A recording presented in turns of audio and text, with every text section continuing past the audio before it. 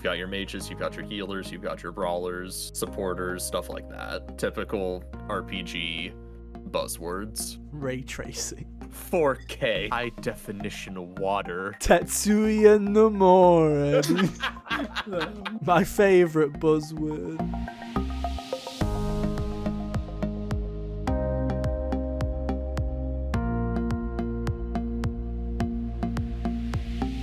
Hey, how's it going, everybody? Welcome back to another episode of the HGO podcast. I'm your host for today, Ethan, and as always, I am joined with the boys, Hunter and Kyle. Hey guys, how you doing? Pretty well. Just swell. You know, it's good to be here. We can't see Kyle because of technical issues, so hey Kyle, hope you're doing good. It's going to be one of these fake shows where we look at you and you're looking. You can see us, but we can't see you. Yeah, you guys are just looking at a traffic cone right now. Yeah, Dude, we're stuck in the what- police interrogation room, and he's on the other end of the He's on the other end of the glass, dude. He's on the other end of the glass. Yeah. Swear to me, like he's gonna come in. He's gonna come in and beat the Who shit are the out Phantom of us. Thieves? Who are the Phantom Thieves? Tell me. Who knows? But no, welcome back to another thrilling episode of the HGO podcast, where every week we come together to talk about everything that we love in the world of gaming. You can find us on podcast services everywhere. Just search for Hot Gamers Only on your favorite, where you can listen to our voices every week. Or if you want to just look at our faces instead, you can see Cal's face as well as ours at youtube.com/Hot Gamers Only. And yeah, new episodes every Monday. We've been messing around with the times. So we're not consistent yet, but just know Mondays afternoon UK time, noonish US Eastern, we'll have a new episode every week. Bit of housekeeping, we've got some videos coming up, we've got plans, stuff like that. Life is Strange should be coming soon. You've got your Metroid review coming soon. We've got plenty of reviews coming. I've just been super busy. That should be finished by, I don't know, sometime in the week that this comes out, if not the next week at the latest. Yeah, Life is Strange should be done this week, so Metroid will definitely be next week. Sorry for the delay on reviews. I have just been way too busy, and every time I'm going, okay, I'm going to sit down and something else comes on my plate and some other thing will just happen. So we'll get there. We'll get these reviews sooner or later. But no, other than that, I don't think there is any other housekeeping really to keep up with. I don't think there's Everyone anything. salute my microphone. It's been Oh, replaced. yeah. Hunter upgraded. Hunter got a new microphone. Apparently my bitching about his mic paid off. Let's go. If anything, your brother has done you a disservice now, because now I know that I get my way if I bitch. So You know what's funny? This exact joke was made when we were talking about it. yeah, it's like a That's muhaha. hilarious. I get my way now, but no, Hunter's got a new microphone. You can't see it on screen, but it's the most gamer microphone You could can possibly. see like the ring Yeah. around it down here, but that's it. But no, we were talking about this before the podcast started, but I'm on 100% on board with Hunter getting like the boom arm and just still sitting in his like his kind of old like reclining gamer chair, his old man gamer chair with his like RGB microphone on his like basically doesn't lying there on his recline. chest, just being like, yes. How do you do, my fellow kids? I have an RGB microphone, yet I'm sitting in this chair. I'd love it. But yeah, welcome to the 21st century, Hunter. It's nice to finally, after 82 episodes, finally have you have a podcast microphone. Yeah. So yeah, Nice to be here. everyone tell Hunter how great his mic sounds in the comments. It can't be worse than the old one, that's for sure. Nah. There's no way. No way. But no, this week on the HGO podcast, we are going back to the 3x3s. Did you miss it? It's been a week. You got a week off. Hope Yeah. you like 3x3s, baby, where if you did not watch that episode, here's the name of the game. We stole this from other podcasts, not naming names. Typical. I mean, I can name it. I've named Trash Taste too many times. But I stole it from them, who stole it from other people, who stole it from like a 2013 trend, where basically, back in the boomer days of Twitter, people used to Stole it from post. you Yeah. to people- kill you. Yeah. Oh my God. This came from me. Who stole it from you? Who got it from you? Who got it from Twitter in 2013? But yeah, it was like a trend in 2013 where essentially people would be like, this is my taste in TV. And they'd show the 9 TV shows that they like. And everyone would go shit take ratio because that definitely happened in 2013. And that's what we've been doing. A couple of weeks ago, we did our favorite PS2 games. This week, we are going to be doing our favorite RPGs. And I'm going to tell you, this was Hunter's idea. Hunter, you have fucked me in here. Hunter, I like this idea. Yeah, because you two play RPGs. To quote Scott the Was, I am not an RPG guy. This is unfair. I had to think of 9 RPGs. I should have been like specific that I didn't really care if it was a JRPG or a Western RPG. Yeah, you better not be fucking specific. Yeah, you better not. I literally was going, so I've played this one and this one. This one's shit, but maybe as a reserve. Like, that's how I had to go through this. It's okay. I got to my 9th square and I was going, okay, so I don't want to choose this because I know it'll be on theirs. So, and then I was like, oh, shoot, all these other ones. The problem with my RPG taste is that a lot of it comes from like a couple of different of the same series. Yeah, and that's a rule. We should specify the rules. There are only 2 rules to this game. That Kyle managed to break both of them last time we played it, so let's hope he's learned his lesson. There are 2 rules of this game. We'll all learn together. One of them is you can't have a game from the same developer, so you, for example, could not have Shin Megami Tensei and Persona on your list. You could, and the second rule is not one per franchise. So, for example, if we're talking about Sly games, you can't have Sly 1 and Sly 4, even though they're made by 2 separate developers. They're part of the same franchise, so you can't do that either. As simple as that. We have got leniencies, for example. Square Enix made a shit ton of RPGs, so I will go on that as if it's the same creative team. So if you pick 2 games with Tetsuya Nomura as the lead on it, then we'd have a fucking fight and you've broken the rules. Or, for example, the last time we did this, I had Metal Gear Solid and Silent Hill, which were both under Konami, but Kojima and Team Silent are substantially different people. Yeah, so those would be allowed, but picking, for example, The World Ends With You and I don't know, I'm not saying Kingdom Hearts because Kingdom Hearts not an RPG, but if you picked another Tetsuya Nomura project, Final Fantasy VII Remake, if you picked both of those, then I'd go, hold up, they're the same fucking people that made them. Cheater, fake fraud, fuck you, Kyle. I know, I'm not pointing, not pointing the finger, but it's always Kyle. Can't trust I haven't him. even played World Ends With You. Calm down. Yeah, I'm sure you'll be fine. Also, always me. We've done 1 episode. It's always Kyle, dude. It's always Kyle. You see, there's not any mistruths yet. Yeah. You know what they say, Kyle? I'm just saying, there's not a good sample size. You know what they say? This is a skewed statistic. It's like when a new soccer game comes out and my brother gets me to buy it, and then I'll be like, I'm undefeated in this one. You better watch out before we play the game. Oh my god. It's all about first impressions, and first impressions mean everything, Kyle. And the first impressions on this 3x3 saga is that you're a fake and a fraud, and you're a hack, and you're a cheat, and we don't allow cheaters on this podcast. It's hot gamers only, not hot cheaters only, Kyle. Get a fucking room. I mean, I can just leave if you want. No, please don't. You're the only person we have. Canceled me this week. Do you even still want me on the episode? We've gone over it with PR. We think that we're in the clear. But not 100% PR. We went over this today. Oh shit! PR allows you. You're allowed to stay.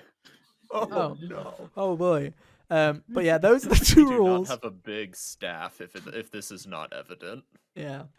Hunter recently got promoted. We used to have is gone, and it's just the 3 of us now. Yeah, Hunter recently got promoted to now. If you ever see a comment from the Hot Gamers Only account in the YouTube comment section, it's probably now Hunter, because we realized this week that I don't read the comments, so I'm like, okay, we're gonna pass it over to Hunter because he does. So anyway, we've not seen each other's 3x3s. We're gonna do this randomly as we did last time. There's no set order. How are you thinking, guys? After last time it was a bit, no one wanted to go first. How are you guys feeling this time? I've got a beanie hat with names in, and we got an actual hat this week. Yeah. Oh, I prepared this time. If production quality my last went up, one guys. is anything to go by, you guys haven't played the things that I have, so you can't judge me anyhow. I Yeah. hope there's gonna be overlap with what you've played and what I've played, Hunter. You'd think so, There wouldn't really you? should be. There should be, and if there isn't, I'm gonna be concerned. I think there's going to and be overlap. confused. I think there's going to be overlap between all three of ours this time. I heavily do, because I had to think of 9 RPGs. Because you were saying, Hunter, that you were trying to think, oh, what doesn't overlap, what does overlap. I very much was like, bitch, get out of my way. You guys know I don't Yeah, play many like, RPGs, so there's- it's your fault yeah, if we there's overlap. a reason I didn't. I gamed the system a little bit in that way. I just meted it. Mm-hmm. Yes. Anyway, There's a I've method to mine, but I'll explain it when it's my turn. I've got a hat. There are names in this hat. Should we do like some kind of special shuffle ritual? I don't know. What do we do? I don't know. Do we beat the devil out of it? Like, what we do? There we go. Stop on your right foot. Don't forget. Left foot, left stomp, left foot. Oh my god. Everybody clap your hands. There we go. That'll shuffle Kyle, are it. you clapping? Oh yeah, absolutely. Audience participation, dude. Right. So that's shuffled. I'm gonna stick my hand into the sack. Any last words, gamers? I don't want to go first. I don't know why, but I just don't want to go first. I like judging other people before people You should judge go me. first. Okay, I've picked one. Imagine if it was the same order. I'm gonna just leave the call. Random. I like to imagine in the hat there's just like 20 name cards that have me and Hunter on them, and there's just like 2 Ethans. Yeah. Right. Okay. Here we go. You ready? Get the shot. The magic shot. Oh, for fuck's sake. Oh, it's Ethan. Oh, Hooray. fuck me. Right. Well. Oh, thank God. Guess I'm going first. Not Let me grab the rigged. twine stone. Yeah, not rigged. Right, so yeah, we're doing our favourite RPGs of all time. Can be any platform, can be whatever. Right, so is everybody ready? I don't even remember what I fucking put on mine. Right, Oh boy. ready? 3, 2, 1. Click. There we go. Right, okay. Oh. Now I remember.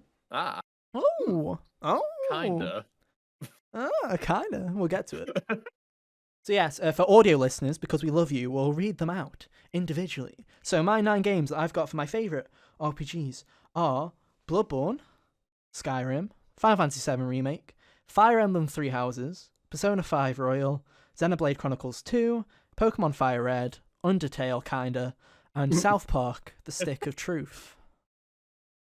So I'll let you guys open it up, I guess. I don't mind going first with this one, to be honest, because I feel like this is a I've got good one. nothing. I've got nothing shameless, so it's like you Yeah. got, you know. There's some. I feel like there's some Was weird... Undertale like your last choice? Oh, 100%. Let's It's my start last there. choice. Yeah, let's start with 100%. that one. You want to start with Undertale? We can start with Yeah. Undertale. So the reason I put Undertale on there is because I like Undertale not for the reasons that other people like Undertale. I think the sparing mechanic is dumb as fuck.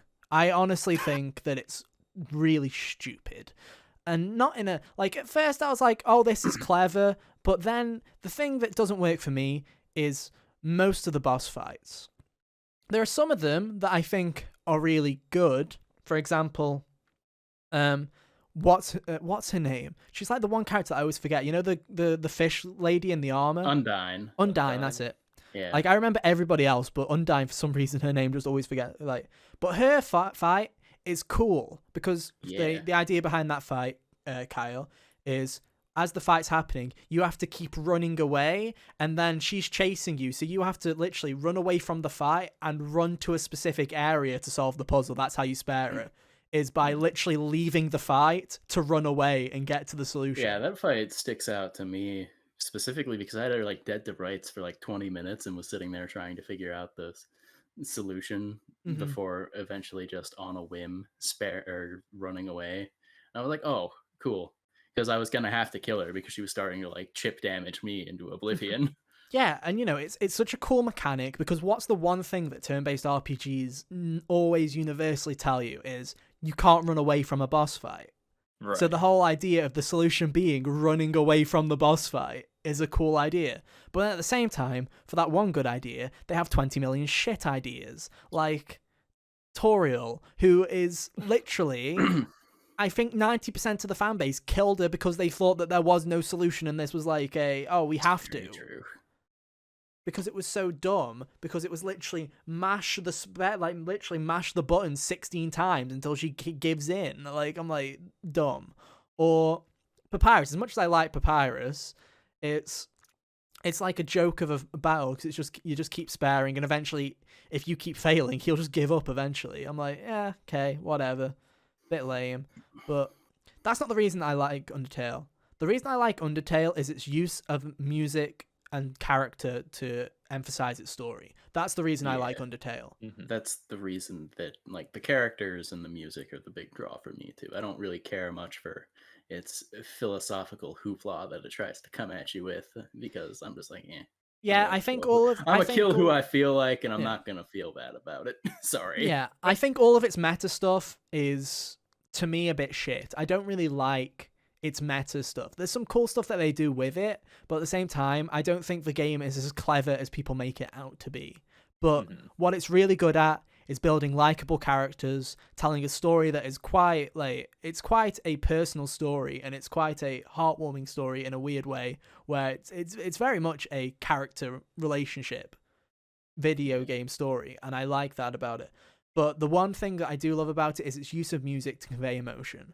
And there's the one point, which I've said this on the podcast many a time before, but for people who are newish to the podcast, I'll relive this anecdote again, was I never understood why people loved Undertale the way that people love Undertale until you get to the house, which is just after the hotel, and it starts playing the piece of music that is called Undertale. And I still stand by, I think that's an underrated piece of music. It's my favorite piece of music in the entire game. I love that It's a song really good moment in the because game, for sure. it just hits you as you get the house from the beginning again, but it's not. It's all in black and white. It's all in monochrome, and you have all the monsters that you've spared so far, all the monsters of the underworld, telling you this story about a man and a woman who had a child, and the child died, and it's again, it's one of those emotional pieces of storytelling, and it's so fucking well done, and the music is like this perfect length that when I got to the end of it, the music ended where it normally ends. It's like so perfectly well timed and so perfectly well crafted that I was just like, I get it. I get why people love Undertale. And I think Undertale's a great game. I think, especially made by one fucking person. Toby Fox, genius. Like, the fact that he made this all by himself, and it's like Stardew Valley in that sense, where it's not only made by one person, but that one person excelled at every single thing that they did for that game. It's not like a hack job of, they made music because they had to. He made a damn good soundtrack. It's not that he cobbled together a fighting system. He made a damn good turn-based fighting system, especially for what it is, with this weird bullet hell mixed in kind of gameplay. Like, to be fair, as far as like turn-based RPGs go, that's a spin on the formula that I've never seen before. Yeah, it's really well done. Interaction in between your turns and stuff. And even though I don't love the meta-ness of it or the kind of pacifist, like, I get the whole thing, but I think it's a bit dumb, I can't help but respect Undertale for what it is. I don't love it as much as the diehard fans love it, but I can still sit back and appreciate and understand why people do. And that's why I put it on my list, was because I'm like, that's why it's I kind of love it, but not for the reasons that everyone else does. It's more of a respect for the game than it is adoration for what it does with its meta-ness and its overall story. I think the characters... With the kinda in parentheses, I also like your choice of picture. Yeah. yeah. Thank you. I try my hardest. But yeah, that's why I put Undertale on there. It's a damn good video game, just one that I don't adore like everybody else. It was my 9th pick. You're right. All right. Kyle, you can pick the next one we talk about. Alrighty. Tell us about South Park. Okay, this was also another interesting one, because I was looking through my list of RPGs that I played, and I remembered the South Park games existed, and I was like, I really like that. So let's talk about it. I'm not a fan of South Park. It's a good way to start it. Top 9 RPGs that I've played. I don't like South Park. No. South Park is one of those shows that has always been more miss than it has been hit for me. Where I watch it and I don't think its edgy humor is funny. I don't think its poo jokes are rather entertaining. I don't think its random use of gore or sexual humor is entertaining in the slightest. But there are some good jokes that when they do hit, they do hit.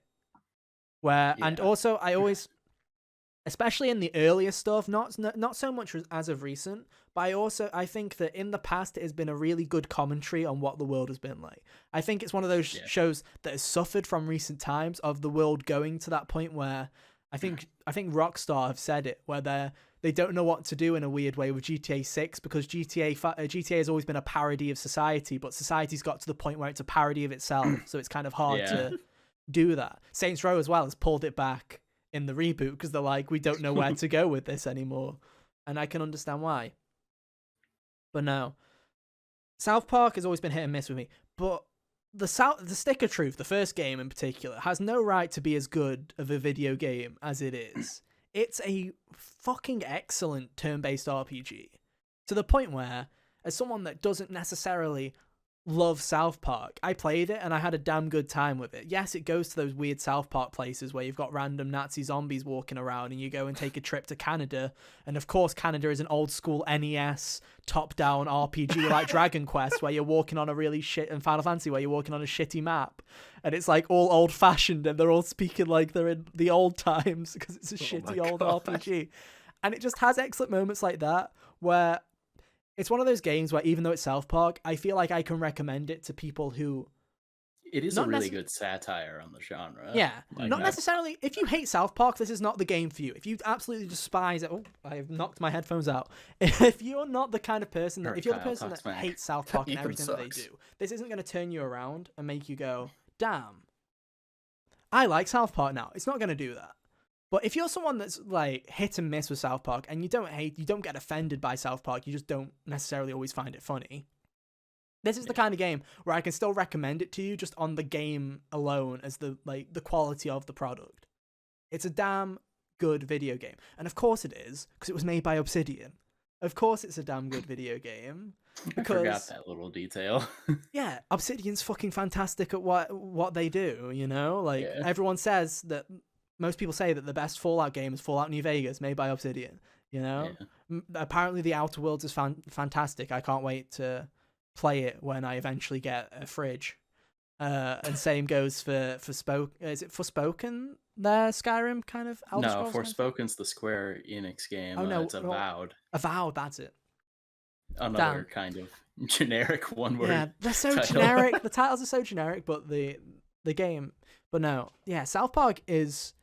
It's a classic turn-based RPG, but it's one that's done really well, and in a way where it's a good satirical take on the RPG formula.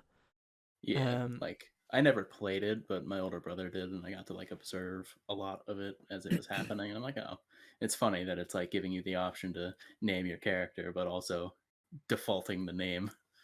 Yeah, they do that where they give you a name and then everyone just calls you something. Was it douchebag? Do they just call you douchebag? I think so. Yeah, I think they just call you douchebag. Oh my god.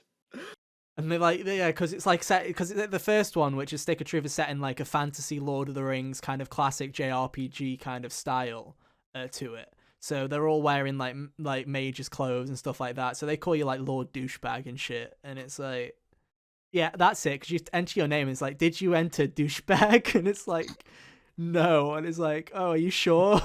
You didn't call yourself douchebag? And it just makes you to call yourself that anyway. It's a good game. I'd recommend it. If you're a fan of turn-based RPGs and you don't hate the idea of South Park, you'd probably have a good time. Fractured Butthole is also pretty decent as well. I don't like it as much though. Its combat system's a bit shit to me, and it kind of feels like it's overindulging. I feel like the first game was plenty. Yeah. But there you go. All right, I guess. Moving on. Mm-hmm. Let's talk about Skyrim. Oh, I own 5-6 copies of this fucking video game. Do I need to say anything else? Why don't you show us? I don't have them on me. Damn it! I should have done it for the bit. Oh, unfortunate. Not prepared. I'm not. But no, Skyrim's the only Elder Scrolls game I've ever played. It's technically the only Bethesda game I've ever played. Not quite the same, but I've also played Fallout. I haven't played Fallout because it just doesn't do anything for me. But I remember being in high school. How old was I? It was 2011, so I would have been 12? 13? No, 13. 13, 14. In November, so yeah. 13, 14? I don't remember. However old I was. I remember people buying it and people being like, oh shit, this is... The Skyrim's the new shit. Everyone was playing Skyrim at school, and I was like, there's nerd shit. Not playing it. Can't make me. And then eventually I ended up getting a 360 for one reason or another in 2012. I think it was just because I had a load of friends that had a 360, and I was like, fuck it, I want a 360. So I begged my parents for a 360, and I eventually got one. And I wanted games for it, but because obviously I was like 14 years old, 13 years old, didn't have much money, so straight to the pre-owned section. And because that game sold so many copies, it went pretty cheap pretty quickly. So I picked up a pre-owned version of Skyrim for the 360, and I played it. And I must have played it for like 20 hours, had a really good time with it, but never finished the main story and put it down. And then in 2016, when the special edition came out on PS4, I bought that, I played it for 50 odd hours, and I still didn't fucking finish that game. And it's still... When I played it for about 30 hours and never finished and just didn't go back. Because here's the thing, right? Here's the thing about Skyrim, is its main quest is absolute dog shit. It's awful. And I don't care how many people... I'm led to believe that that's just par for the course with Bethesda games. If you want to defend... if you want to defend the main quest for Skyrim, you can, but good luck, because it's shit. It's absolute horse shit. It's garbage. But what makes Skyrim is the world and the side quests. Because there's something about Elder Scrolls and the way that those RPGs work that make you kind of invested straight away in the way that the games play. I don't know if it is because of the weird kind of first-person perspective that you play a lot of the game in. I don't know if it's because of how nerdy Western RPGs are. When what I mean by that, I mean that you can only carry so much stuff based on the weight of the items. And here's a list. That's one of my least favorite mechanics in Bethesda's games. And here's a list of all your random shit you're carrying in a massive list, and all this kind of stuff, and all the skill points and stuff you have to put. I don't know if it's because of all the nerdy numbers and stuff like that. You kind of get invested in your character and your build and what you're playing as. Yeah. And it's just something about the world. And yes, there's the memes, the tuck an arrow to the knee, the fucking sweet bread or whatever, sweet roll. Yeah, that was what it is. There's just something about Skyrim where I love it. It's weird because I never finished it, but I love Skyrim, and I can see why it's so popular. I can see why they're fucking releasing another version of it in a month for the next generation of consoles. And will I be there? Choo choo, let's go, boys. Let's go, round 3 or whatever. Because I feel like it's time to play Skyrim again in a weird way. I love Skyrim. Its combat's a bit wonky. It's aged a bit now. Obviously, it looked aged when it came out, but it's aged even more. Bethesda games always look aged when they come out. And its main story is and its main story is shit. But if you've never gotten into Western RPGs, because I know there are a load of people that only strictly play Western RPGs, and I know there's a load of people that also strictly only play JRPGs. I know that because our fucking podcast seems to swarm these people around us as if we are like the messiahs for these people that only play JRPGs. Because whenever we talk about like Genshin Impact, yo guys, Scarlet Nexus, am I right? We just keep saying JRPGs and the view count goes up. 5. Kingdom Hearts.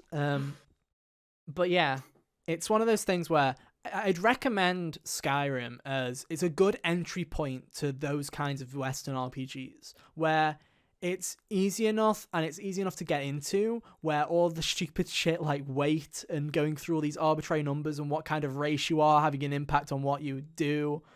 It's easy enough for you to get into that you don't get overwhelmed. And I think it's a good starting point for that. And it's just a damn solid RPG. And I can't wait for Bethesda to make another one of those. Song too. Oh, fucking the theme song. What a belter, dude. What a belter. When you never want to, it's one of those games. It's one of those few games where you don't want to leave the main menu, where you're just like, I just want to chill to this, dude. Like, I love Skyrim. It's great. I meme about it a lot. I've bought like so many copies of Skyrim, but it comes from a place of love in a weird way. It doesn't come out of a place of hate. Like when Todd Howard does something stupid with Skyrim, I'm memeing and pissing about in an endearing way, not in a hateful way. if that makes sense. But yeah, I love Skyrim. It's a good game. For all the shit I give it, I do love Skyrim. All right. Tell us about Pokemon Fire Red. First Pokemon game I ever played. Oh. Yeah. Nice. That'll Is that do it? Kind of. Very cool. Way to go. Next entry. It's because of It's because of memories, right? Like, Yeah. to me, Pokemon will always be Gen 3 and 4 to me. Mm-hmm. And that's not because I do dislike Gen 5, but that's because I just feel like it was at that awkward stage in my life where I was old enough to think Pokemon wasn't cool anymore, and also old enough where the gameplay was now a bit too simple and boring for me to kind of keep me invested. Yeah. Because again, when we do these lists, I always say that it's more of games. A lot of these are like, for Pokemon, I could have done two choices. I could have chosen what I think is the best Pokemon game, or I could have chosen the game that's the most nostalgic favorite in that way. And that's Fire Red is my favorite, most nostalgic. Mm-hmm. The best Pokemon game that I played, and probably my favorite of all the Pokemon games, is Heart Gold, Soul Silver. Just because that game's fantastic, right? Absolutely. But Fire Red is it's. I remember getting that GBA, the flip GBA, the cool GBA, the SP, the one everyone wanted. Yeah. The one that if you didn't have it, you were one of those. jealous of the fucking kid that had it, dude. Did you have? I just had the silver. I had the regular silver one. I didn't have the one with the weird tattoos on it. I didn't have any of the colors. I had the I black had a red one. Ooh. But no, anyway, I remember getting Fire Red, and I remember again. It's one of those really stupid memories. I was talking to Cal about one off podcast about how I was watching a random live stream and it had a gif of cow and chicken in the bottom of it, and it just unleashed a memory of me being at a sleepover when I was like 9 years old, and I was watching TV at like 10 p.m. when we should have gone to bed, and cow and chicken was on there, and we thought it was the funniest shit we'd ever seen because we thought we weren't supposed to be watching it, right? That's like one of those memories. And another one of those is when I first got Fire Red, literally lying on the spare bedroom bed, because we had like a spare bedroom, like a guest bedroom, lying on the bed in that room and genuinely playing Fire Red for like 6-8 hours straight when I first got it. And it's just like one of those memories. Fire Red to me will always be, it was my first Pokemon game, and I'll just always have nostalgia for it. Mm-hmm. And I love Fire Red a lot. It's great. It's a good one.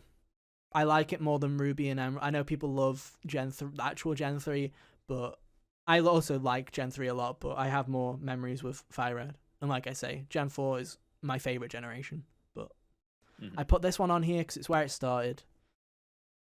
And yeah, it was also, I guess, if you look at it this way, it was also the first RPG I ever played. So there you go. Wow. That's another reason that it's on the list. Fun. Hashtag deep. Hashtag deep, hashtag emotional. Please subscribe for this thrilling emotional content. But yeah, there you go. That's why Fire Red is on there. I guess the next one we can talk about is Bloodborne. I like that we're just beating around Persona 5. Yeah, It's we gonna be were. the finale, obviously. Bloodborne is, shout outs to him, and if you're listening to this, then he's like going to be like, finally converted you, because he was on my case about playing Bloodborne for literally years. It's his favorite game, one of his favorite games he's ever played. And I was always of the impression that Bloodborne wasn't for me. And people were like, no, you like Bloodborne, it is for you. And I played it for like an hour in 2019, and I was like, nah, it's not for me, and I stopped playing it. And this is the only time I will admit to people that, okay, I should have believed people when people say this game's really good. Because we played Bloodborne earlier this year. Yeah. I'll be honest, I wasn't expecting it to pop up here. Same, yeah. It's so fucking Mild good. surprise. It's is really so good, I know. Fucking good. Where I basically beat it in like 4 days, which I rarely do. I am always, even with games I love, like we'll talk about Persona and Xenoblade later, right? But even with games I love, when I play them, it still takes me a couple of weeks to beat them, right? Bloodborne was literally as soon as I got started with it, I genuinely beat it like 3 days later. Yeah. Mm-hmm. To give you an idea of how good I thought it was, I beat the game like a week before you had started, and when you did start, I was watching you do it. Yeah. Yeah, Hunter watched me start the game, and I don't remember how far I got. I think I got maybe up to Vicar Amelia, maybe like on my first day. I don't remember. Yeah. It might be a bit before then. And then literally like within 3 days, I remember just saying to Hunter, like Hunter would be like, "Where are you at?" And I'm like, "Yeah, I'm near the end already. I think I'm like I'm probably near the end." Because I think even Hunter was surprised with how much I was playing it, to the point where it's like I got the platinum in like less than a week. It was really bad. It was really, but it's so good, and I see why people love it. I haven't tried any of the other games. I don't think I'll like them as much, mainly because I love Bloodborne because of its aesthetic and just Yeah, its gameplay exactly. style. Like even if I like the gameplay of Dark Souls and stuff as much, I don't think anything's gonna. The knights in armor isn't gonna speak to me as much as Dapper Fellow in Trenchcoat. Yeah. And it's just like I play Bloodborne in the most like pure Bloodborne way you can. I like literally look at Box Guy. That's how I played it. I wore that outfit the entire game. I used the saw cleaver the entire game and the same pistol. I didn't want to change because I was having so much fun with that combo anyway. And it's like, Yeah. I'm not one to replay games. It's just not. If I do, I play it years later. But it was honestly, I was one of those games where I was like, I could replay this if I wanted to. I didn't, but I could have very easily have re-gone I was again. entertaining the idea of playing it again, like shortly after I beat it. Yeah. For sure. But no, it's one of those games that's just excellent at what it is. And it's a great starting point. Like, if I was to recommend someone to play a Dark Souls game, I would tell them to play Bloodborne if they have a PS4 or a PS5 because it's excellent. It just is an excellent video game, and I'd highly recommend it. However, it also would not be diminished if it had difficulty options. Fuck you, Dark Souls fans. But yeah, it's excellent, and I'm sorry to everybody that told me to play Bloodborne that I didn't sooner, because yes, it is fantastic. And who knows? Maybe Bluepoint's making that Bloodborne 2, wink wink nudge nudge. Who knows? I'm sure would be nice. But no, it's fantastic. And I remember because I typed in best RPGs on Google to give me an idea of to remind myself. And I saw Bloodborne. I'm like, fuck, Bloodborne is an RPG. It's going on. I'm like straight away. Like I entered the Matrix. It was like quickly I like hack it in, but it was great. I love Bloodborne. Alrighty. Is it Kyle's pick again? I do believe so. You're getting into the more obvious territory now. It's like pick your poison. Yeah, this is true. This is. I mean, one of them. I think one of them isn't. All right. Fire Emblem. Yeah. 3 horses. Yeah. All right. Tell me about the horses. I like 3 houses for the reason that people don't like 3 houses. The reason I like 3 houses is because, one, it's a good entry point for that franchise because it's an easy entry of the franchise. Mm-hmm. It reuses a lot of maps, which I like because that means that I can already have set tactics for all of the maps going in. So when people didn't like that side quests reused maps, I was like, yes, I know how to beat this one. Let's roll in. But no, there's something about 3 houses that it became a meme, mainly because of the Smash reveal and me taking it too far with the Smash reveal. To the point where I mained Byleth in Smash for like 3 months, yeah. And people were like, please stop playing Byleth, and I'm like, no, I don't think I will. But 3 houses, one, it has a great soundtrack, like banger soundtrack, absolutely epic soundtrack. And I understand people like the other Fire Emblem games more, but to me, this kind of premise of a Fire Emblem game is a really good one. Having the units be your students, and then having you have to build that like teacher-student kind of relationship with them all, and then send them out and watch them die forever. I think that's a great dynamic. Compared to just having your friend, because they are your friends, but they feel like it's your responsibility because you're the one that's teaching them all this shit. It's like even more of a burden. I think it's a really cool dynamic. And I also think that the story is pretty excellent. I haven't played all the routes. I only played one. I played the Crimson Flower for people that care. That's one of the routes, the one of the 4 routes. You can probably guess which one from the name of it. It's the Edelgard route. And I love the way that game turned out. It was one of those games where I did not see the plot twists coming. And it's one of those games where when I got to them, I was like, oh, this is interesting. And the thing I love is it's not black and white either. It is definitely a game where, based on the route you play, you can have completely different opinions on all of the characters. And it's great because you can tell when somebody played Blue Lions first. You can tell when people play Golden Deer first. You can tell when people play the Black Eagles first because you can tell from their opinions on the characters. Like, there are people on the internet that hate Edelgard, and there's people like me who absolutely love her because we play 2 different sides of a fucking same story, right? And it's just one of those things where you can play both sides, and both sides can be right and both sides can be wrong. And especially for a JRPG, where JRPGs are notoriously good versus evil, with evil usually being a god. It's so refreshing to play a JRPG where it's black and white, it's not black and white, and there's just a massive grayscale where everybody can be seen as a hero and a villain, and I fucking love that. It's just, to me, that was what was refreshing about it. Yes, I'm sure there are games in the Fire Emblem series that have more heart-clenching stories. I'm sure there's some that have more engaging gameplay and have a nicer, like, a more compelling story to some. But it was that whole idea of the grayscale of it, and it not being grayscale because which was the Fire Emblem game where you could basically, based on the 2 versions that you bought, you basically played as 2 different sides of a war, right? There was that one. Fates, right?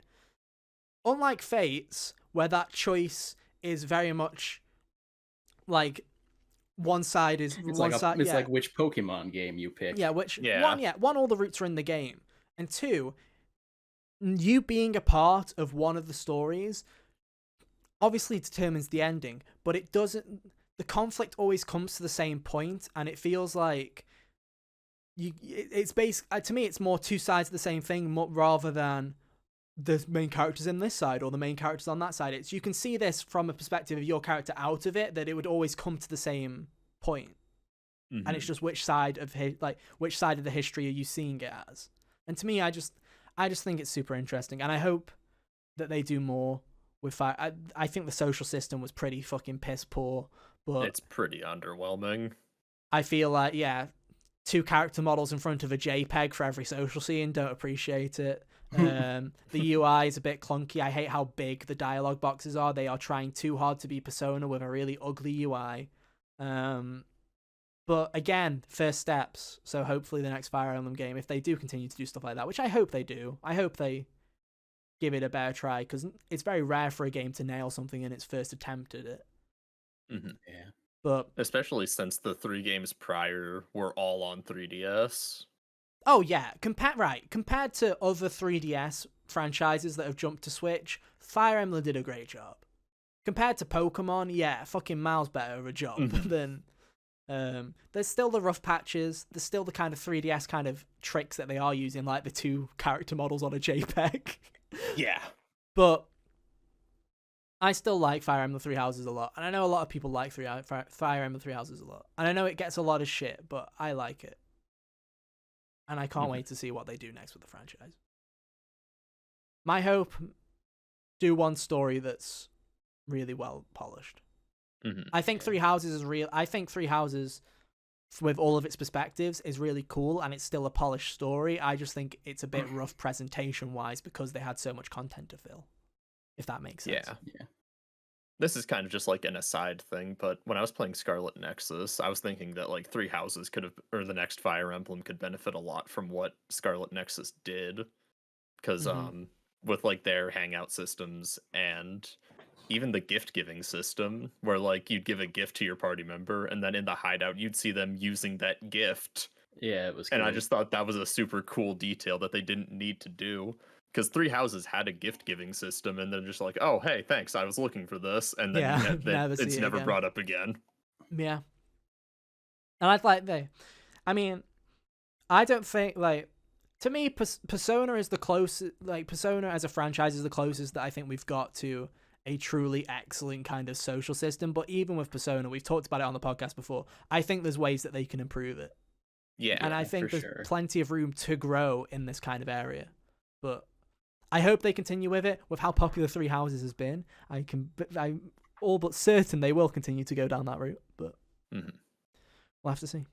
There I'm you go. surprised there hasn't been another Fire Emblem announcement since When Three was it? Houses. 2019. I still Yeah, think it it's was a bit. 2019. People forget that Three Houses was announced in 2017 and didn't show up for like 2.5 years. So my guess is they don't want to do that again. We'll probably get an Yeah. announcement next year for 2023 would be my guess. It's just like back on the 3DS, they were basically shitting out Fire Emblems every 2 years. Yeah, once Awakening made it popular. Yeah. I think Three Houses they took their time with, and I think they learned that they're just going to keep taking their time, I think is what they're going to do with them, which can't complain. I mean, they're taking this long for Breath of the Wild 2. You really think that they're going to fucking speedrun the Fire Emblem? I'd probably expect a Fire Emblem remake next before another main game, but that's just me. Probably. Anyway. Something in the same vein of like whatever the third 3DS game was. Echoes. Oh, Echoes of a... Yeah. Yeah, Echoes. No, Shadows of Valencia? Was it Shadows of Valencia? Was that what it was called? Shadows of Valencia, yeah. Yeah. No, Echoes of Elusive Age is Dragon Quest 11S. Yeah. That is true. Dragon Quest 11s. I need to... that's a game I need to finish. Right. Anyway, shall Is we that move on? long? We're getting... Free, Kyle? Can we... Shall No, we it's move not. on?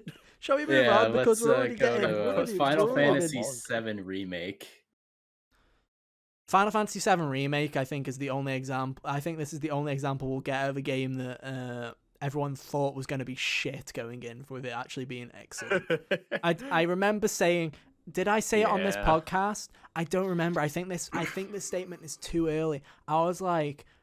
Because, yeah, it would have been. Because the E3 presentation where they showed Remake and Marvel's Avengers were both in the same one. And no, I think I said it. I was like, because it was after Avengers came out, I was like, if anyone would have placed money on Final Fantasy VII Remake being the excellent video game and Marvel's Avengers being the poo-poo one, I would have like laughed because I was like, I was 100% certain. Well, I mean, maybe before the E3. Yeah, before the E3 reveal, I was like, when I was like, okay, I think they know what they're doing. Yeah. I think it's a remake done right. For sure. I love what they're doing with it. I'm someone that hasn't played the original Final Fantasy VII, and other than the spoiler that everybody knows, I know nothing about Final Fantasy VII or its story or its world. So I'm playing it from a completely new perspective, which with how the weird shit that they're doing with Remake, where it's kind of a remake, but it's also a remake as if they're redoing it in a weird way. It is more Final Fantasy VII redo in the same weird timeline universe. Like, it is really weird how they're approaching it, but it does have my attention for sure. And it has my attention even more after intermission. Intergrade. And yeah, intermission, which was the side story in Intergrade. Fucking Interlude was also in my head. I was like, I hate this. Interlude will be the Final Fantasy VII Part 2 DLC, and I'm like, God damn it! Oh yeah, right. That'll be exactly what it is. But Final Fantasy VII Remake managed to get me to love this world without even having any nostalgia tied to it, which I think is an excellent testament to the characters and the story that they did create. Fucking God, how long ago? 23, 4 years ago? 24? It would have been 24 years. Jeez. Just a testament to it. And the gameplay is really cool. It is, to me, it's that perfect in-between from Kingdom Hearts and turn-based, where Kingdom Hearts is too fast and too reaction-based for my monkey brain to handle. Turn-based is a bit slow. This kind of idea of being able to slow time down to a crawl to enact moves and then carry on beating up them like it's a hack and slash was really fun to me and was really engaging. It feels really good when you slow time down and just assert your will over them too. It's amazing. Mm-hmm. And I mean, I think there's problems with the combat. I think there's valid criticism with the combat, but I just really enjoyed it. And I really liked the story. And my god, did they nail the characters even more than I think they Yeah. did in the original. Yeah, the characters for sure are this really cool expansion of what the idea of them from before is. Yeah, it's one of those things where it's like I genuinely did not hate a character in remake, which is very hard because when I roll up to the Kingdom Hearts Brigade every time a new one of those is out, I'm like, oh, time to hate half the cast. Let's go, boys. Let's chat shit. Way. Yeah. Why is Riku's voice actor so shit now? Way. Let's go. Whereas with 7 Remake, it was like I was playing it and I was like, you know what? I thought I wasn't gonna like Aerith, but I actually really like her. Or I'm like, Tifa's like my favorite character. I was not expecting to like Tifa. Like I saw the people on the internet pre Final Fantasy VII Remake, and I was like, you guys must all just be really horny, and I'm just gonna ignore you. And I played the game and I was like, no, actually, she's an excellent character, and I really like her quite a bit. She is really great. Their expansion on the Avalanche crew was amazing. Fucking Jesse, Biggs and Wedge are excellent. For sure. Like I've said before, I didn't like Eris in the original game, and I like her a lot in the remake. I don't know if you can tell, but from all of my picks, I'd say there's like from all of my picks of true story RPGs, if there's one thing that you'll notice with me is character is everything. Yeah. Like some people love their fantasy worlds, some people love their kind of building up from nothing. To me, it's all about character interaction. If your game has an excellent story but no character interaction, I don't give a toss, dude. I don't give a toss if we're killing God. But if it's just hanging out, feels like you're hanging out with friends, or it feels like you're developing bonds with people as you're going through it, that's what keeps me engaged. And that's what Final Fantasy VII does. And thank fuck, I don't know what Square Enix went through this whole phase where they made Cloud this annoying like character. Oh yeah, I'm gonna sigh and ride my motorcycle. That you just don't want to know. But thank God they course corrected because he's excellent in this game, and he opens up and he softens up quickly enough for you to get over the kind of edgy, I don't want to be here, I'm here for the money. They kind of get rid of that quite quickly, and he opens up and he becomes a really engaged character. Like I say, Intermission has this excellent final cut. You get to see them a bit in Intermission, and there's just this excellent scene at the end of it. It's so good. It's worth the play of the DLC just for that final section. Honestly, but the character dynamics and interactions are so good, and I can't wait for part 2. But yeah, well done, Nomura. I think this is the first time that he's come out with something that hasn't been a disappointment to somebody. I was surprised. I'm surprised how well this game fucking turned out. Yeah. And if this is any indication to the rest of the Final Fantasy VII Remake saga, then we've got some good times ahead of us. For sure. All right, well, we're down to 2. I believe it's Xenoblade time. Is it Xenoblade time? If you want it to be. It can be. Cool. I mean, we've talked. It's Ryan time. No, it's not Ryan time. Fuck off, Ryan. Ethan doesn't like that one. I do like it. Just not enough to get on your squares. Well, I mean, he didn't want to do the thing where he puts them both in. Controversial, yeah, because it's not going in. Controversial. I've sat by this controversial opinion for a while. No one's come at me for it yet, so I'm just gonna keep saying it until someone tries to get me for it. I think Xenoblade 2 does everything Xenoblade 1 does in a better way. Just period. Yeah. Everything. I think in story, in characters, in gameplay, in world, it does everything better. In music, people always rave about Xenoblade 1's soundtrack. I think Xenoblade 2 has such a good soundtrack that is so underrated compared to its predecessor. It's unreal. And if you include Torna in there as well, fuck me, dude, what a soundtrack. Greatest normal battle theme ever. Yeah. It really is pretty That good. fucking piano just owns. And again, it's character. Like, people always shit on Rex. And I also, I don't know why. I find Rex's performance endearing, and I don't know why. He is. That's the perfect word for him. it's like, yeah, some of his like lines come out cringy, but in the same way, he's like 15, dude. Yeah. He's like 15, 16. He's a cringy kid as well. Like, of course he's gonna say stupid shit, you know? This sounds like you making excuses for the Life is Strange characters. They're 15 or 16, you know? They're gonna say hella a lot. It's just what they do. uh, Well, no, it's just, to me, it's a more... Yeah, this is just gonna, if I talk about Xenoblade 1, it's just gonna turn into why I don't like Xenoblade 1 rather than why I do like Xenoblade 2. So I'm Talk about 2. I'm just gonna Forget 1 exists.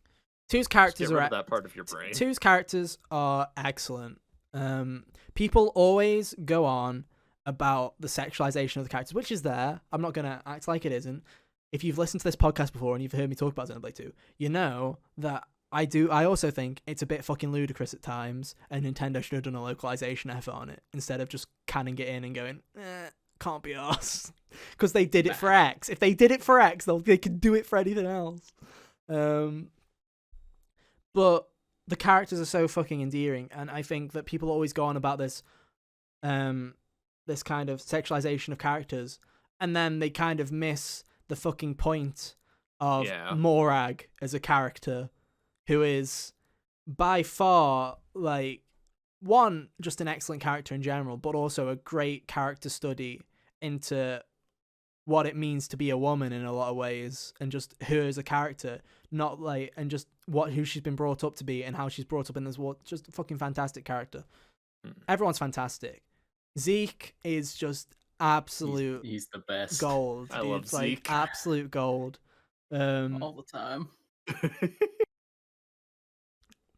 My favorite part about him is that he goes beyond just being the silly comic relief guy. Oh, yeah. That's the thing Good is moments, and I love it. And that's the thing is he is also, in a weird way, as outlandish and as crazy as he is, he's also the most down to earth in the way of when Rex needs that moment of talking to someone about a situation to get his thoughts out. It's Zeke that goes to him about it. Yeah. There are some great heart-to-hearts where it's just Zeke giving Rex life advice, where it's just completely normal. It's just them two together and they're just having a conversation. And it's just like brilliant shit like that. Nia is, for how, like, I feel like Nia is the underrated kind of character, the little that she's used. But again, some great character. And I don't think people who haven't played the game realize how much of a character arc, especially again if you include Torna, Pyra and Mithra actually go through in that game. Oh yeah. Like, it is such an interesting dynamic between Rex and Pyra and Rex and Mithra, and I don't mean it in a kind of like, oh look, he has a crush on her, haha, he has a cute fucking waifu now, Lamau. It's very much a story of, in a weird way, deception and trust and coming to this relationship that they build throughout the course of the game. Because that whole relationship from the start is built on deceit and lies, which a lot of people don't really come to the realize. Even you don't really come to the realization. And when it's only when you think about it in retrospect, how much of it. Thank you. That was a stretch. Yeah, you're a stretch. But it's built like there's just the character dynamics, and it's so good. And as much as some of the dialogue can be a bit cringy and a bit weird, like, fucking think you can take me, guy. I love him, Salu. And the performances can be a bit odd. The writing is always excellent. Yeah. The performances might be a bit whack, but the writing is always top notch and excellent. And I love the world. I love everything about it. And it's such a, again, personal story. A lot of JRPGs love to do this fucking let's fight God, let's take on the world kind of attitude. And yeah, actually knowing Malos through the whole story and then him being the one you fight at the end was a nice touch. Yeah. Malos is fantastic. Him and his dynamic with Jin the whole game was fantastic too. Much better than any of the villains in the first game. Yeah. And it's just I love how the final thing in the final thing that appears as text in the game kind of perfectly surmises the story of boy meets girl.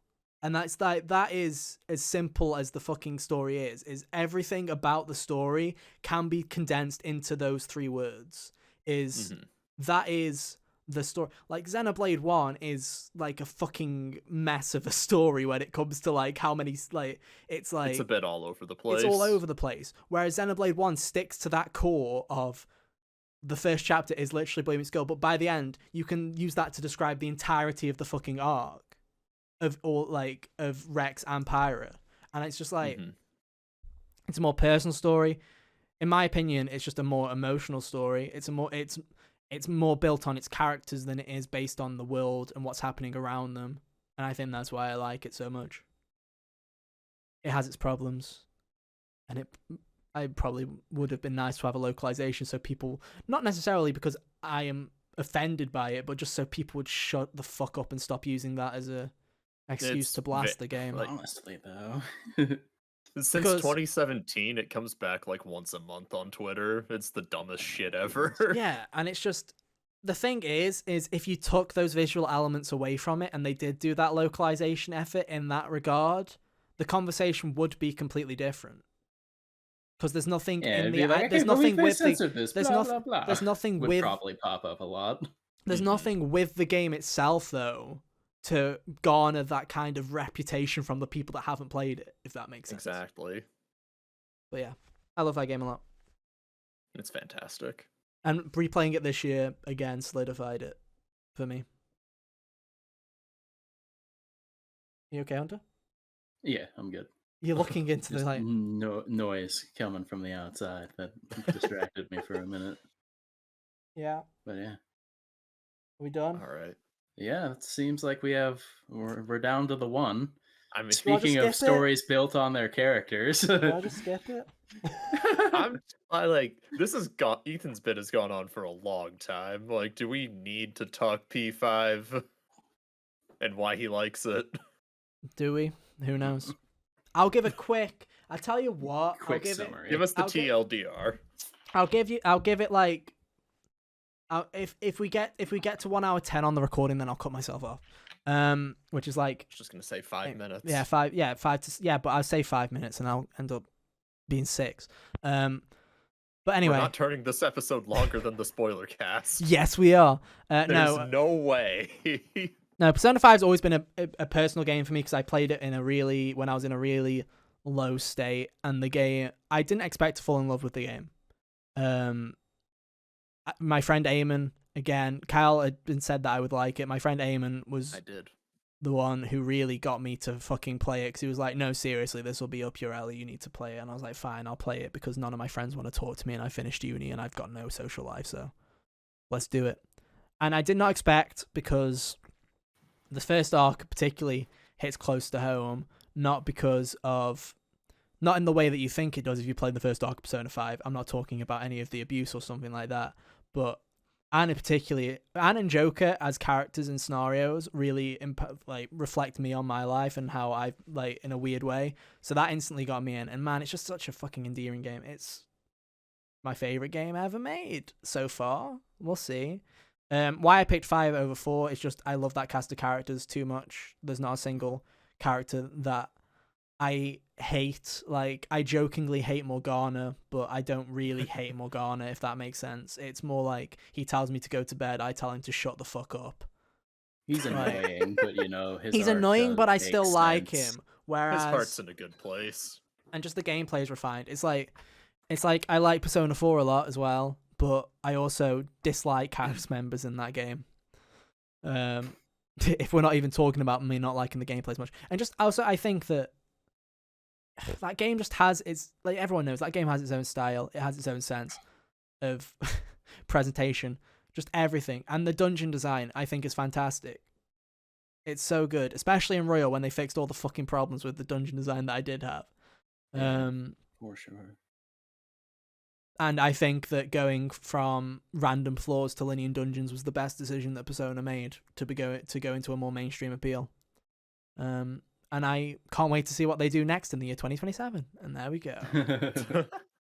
I'm done. See, not even 5 minutes. I don't have anything else to say. You guys know. And if you guys don't know how I feel about Persona 5, go and check out like the 6 million episodes we've done on it. Thank you. There's a 3.5 hour spoiler cast that could tide you over. There's also Royal First Impressions. There's also... We've done, like, favourite games. There's plenty of episodes. Go check them out. Supposedly, there's a second spoiler cast in the works. That's Well, never happening. Our other co-hosts kind But of God knows disappear. what's up with that. Although Yeah, I wouldn't put it past Ethan and I to just be able to talk for 3 hours on our own about the game, to be honest. But I mean, if Ethan could talk to a complete stranger for 3 hours about the game, then I don't put it past you two. I've talked about that game so much. But no, it means a lot to me. A lot more than I've said even on the podcast, but a lot of my thoughts and feelings there's been a video idea that I've wanted to do for a long time, and I save it for that. So I don't know, give it another year and I'll give it out on the podcast when I fully give up on it. But until then, I'll keep it to myself. Right, we're done. There we go. 50 odd minutes. Classic. I just wrote Hunter down on my timestamp as if I know who's coming out of this hat. Right, I bet. Rigged. All right. Yeah, but here's the thing: if I pick 50-50? if I get Kyle out of here now, it'll also be like it's rigged. You picked Kyle, so it didn't look rigged. My God, he picked Ethan again. Oh yeah, hang on, shit, we gotta beat the devil out of it. Back devil, get out. Right, okay. There's only one piece of paper in here. No, there isn't. There's two. Oh, you beat the devil out of it too much. There we go. Right, next person is... Oh, Kyle. Alrighty. Thank fuck. It's not rigged. It's the opposite. I mean, rigged. Rigged. What timestamp are we on? I'm losing my voice. Fuck. Well, don't worry, dude. It's my turn to talk. Oh, good. Right. I'm ready when you guys are. All right. Oh, am I counting down? 3. Okay, there you go. Yeah. Go for it. No, Hunter, go for it with your new 3, 2, 1, and go. Okay. Interesting. Cool. Where would you like to start? I mean, so I'm wait, gonna say, hang on. I'm gonna start with something really quick. Go for it. So beyond the regular rules that we made for the 3x3s, I also put in a personal rule to not double up on things I had on my PS2 list 3x3 from a couple weeks ago. That's why there's no Persona 4, no Persona 3, no Xenosaga. Nah. No Kingdom Hearts either. That's Kingdom not there Hearts either. isn't an RPG. You can fuck off. Also that, I wasn't sure if Ethan would yell at me for putting Kingdom Hearts. Yeah, it's a hack and slash. It's a hack and slash. It's like me. I was like, is Yakuza an RPG? I'm like, no, it's a fucking beat 'em up hack and slash thing. I'm like, no. No. Kingdom Hearts isn't. There's not enough role playing in it. There's not enough fucking shit in it. It's a fucking hack and slash, dude. Anyway, do you want to start with Xenoblade just to give your reasons because we've just talked about it? Yeah. I knew Ethan would put it on his, but also I've only played 9 RPGs. I just love the game way too freaking much. I also do want to give a mention to Torna, the Golden Country, the prequel DLC that came out a year after the game. It takes place 500 years before the events of the main game. It was originally supposed to be part of the main game, but the developers were like, this is getting to be way too much. Just cut it and turn it into its own thing. And I think that was freaking dope. It turned into the greatest DLC I've ever played. It just expanded on the cast even more. Like a lot of the characters from the main game, like Jin, Brigid, Mithra, characters you just hear in passing, like Laura and Adam. The original Adam in particular, I think, is Adam in particular is fantastic character exploration because for those who haven't played Xenoblade 2, Adam is kind of perceived as this kind of godly figure of a human being who does all this stuff, and he's passed down in the legends as this great, like, kind of hero. And then when you meet him in the prequel, he is very much like Rex, which is kind of fun. He's this kind of goofball character who is very, like... It shows that history remembers the deeds rather than the person who they were. Mm-hmm. And I also think it's really funny that he was like Zeke's childhood hero, and Zeke kind of just unknowingly models himself after how Adam's personality. Mm-hmm. Yeah. That is funny. But yeah, um, Xenoblade 2 is fantastic. Please give it a try. If you haven't, and if you have and you didn't like it, just try it again. The gacha system isn't as egregious as everyone says it is. And Or just you And can better I just yet, you ignore don't. it. Oh, just That's or what don't you I can use did. just it. ignore it. The Me game and gives you Hunter on our plenty of first blades playthrough that are didn't use him. Yeah. guaranteed. And the blades that are guaranteed are pretty freaking strong. I mean, So, I just played with the cannon setup. yeah. Same. Just be like Hunter and ignore the entire thing. I Yeah. ignored it all as well on my Apparently. first playthrough. Yeah. And heck, the game is like even easier post from when it came out in 2017. And future patches, they added in like an easier mode and a custom difficulty mode where you can make the game as easy or as hard as you want to. Yeah. The accessibility settings are actually quite good, especially for a Japanese game, because most Mm. Japanese games have shitty accessibility. Xenoblade 2, pretty damn good. It's completely fantastic. You can modify like enemy HP, enemy aggression. You can control how often they attack. It's such nice quality of life Yeah, you can for turn off. people You who can you can turn off auto aggro, which is a great feature. I love that. that is the best feature they added. Yeah, you can just walk around without something trying to fucking hit you every 2 It's seconds. That would fantastic. be And neat. I wish that would have been around when I was playing it. hey, dude, play it again. Oh, now you can. I don't own it. Oh shit! Looks Fix like we got to that. get him another. Yo, Hunter's brother. That's how I played it the first time. He had it, and I just borrowed it. Well, there you go. Hunter, go on. Where we starting for real? Alrighty. Octopath Traveler. Let's go with that one. Yay! So I love this game. I love the characters. Like the stories. People will say like the story doesn't really matter. It's basically 8 disconnected stories that do loosely end up tying back together near the end. I say very loosely As a side quest. as a side quest, Yeah. but I don't I just really it's the game that's constantly like kicking around up here where I'm just like remembering all these like little character interaction I'm moments. going to assume that you pointed at your head. That's right. I forget you guys No, can't see me. he's got a poster of it on his roof, on his ceiling. He just looks up and he's like, "Ah, yeah." Kicking around up here. His poster just violently shakes. I remember Octopath Traveler literally because it's right above me. I remember. What a box art. Anyway, It is a nice box art. I love this art style. It is really good.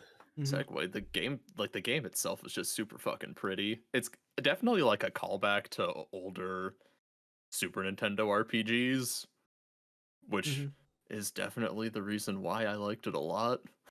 It's got a really beautiful like 2.5D sprite work style, and I'm really happy other games are just copying this kind of method too.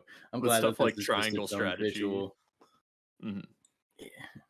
Stuff like Triangle Strategy coming out next year and the Dragon Quest 3 remake are also going to be using the style. So I think it's super dope that they're continuing to use it. It looks so good. And if any of the SNES Final Fantasy games end up getting remade, that's the style I would want for them. I think that would be a nice like middle ground. Yeah, if they wanted to like modernize it without committing to fully redoing the game like they did with Final Fantasy VII. Yeah. Yeah, that'd be real cool. Other than that, gameplay's pretty solid. You've got a cool job class system where you've got each of your 8 characters has their own job, and then you can basically give them a secondary job. It's a lot like how Final Fantasy V worked. So there's just a lot of cool mixing and matching you can do. And it's also just a game that's really open to replayability, where you can like mix and match different team comps, see what works, see what doesn't work. Because basically, like any job combination is viable. You can basically make anybody do anything, and it would work to some degree. Yeah, And I just think, some work better than others. yeah, Lord Tressa. Oh my god, Rune Lord Tressa. This game can also be broken into pieces without you really needing to try. That combination I just mentioned basically makes you untouchable. Mhm. Any boss that uses physical attacks, like your party just won't get touched. It's amazing. Nice. And yeah. It's how I beat the game, or it's how I beat other late game bosses without grinding. Yeah. Because I refuse to do that now. It's so true, dude. Yeah. Game's solid. Don't do the true final boss though. It's pain. Very true. Very true. Very I cool. did it. I 100% this game actually, which is something I never do. Oh man. Mm. Okay. Very cool. Last week again, it kind of got brought up when I was talking Soul Silver. So I was thinking about this when you were like, do I go with my favorite or do I go with my nostalgia with Fire Red? Fortunately, my favorite Pokemon game is both. So Heart Gold Soul Silver, I started Pokemon with Gold and Silver, and Heart Gold and Soul Silver is just a remake of where I started, and it's absolutely freaking fantastic. I think that like this is the most content a Pokemon game has ever had, besides arguably Black and White 2. Mm-hmm.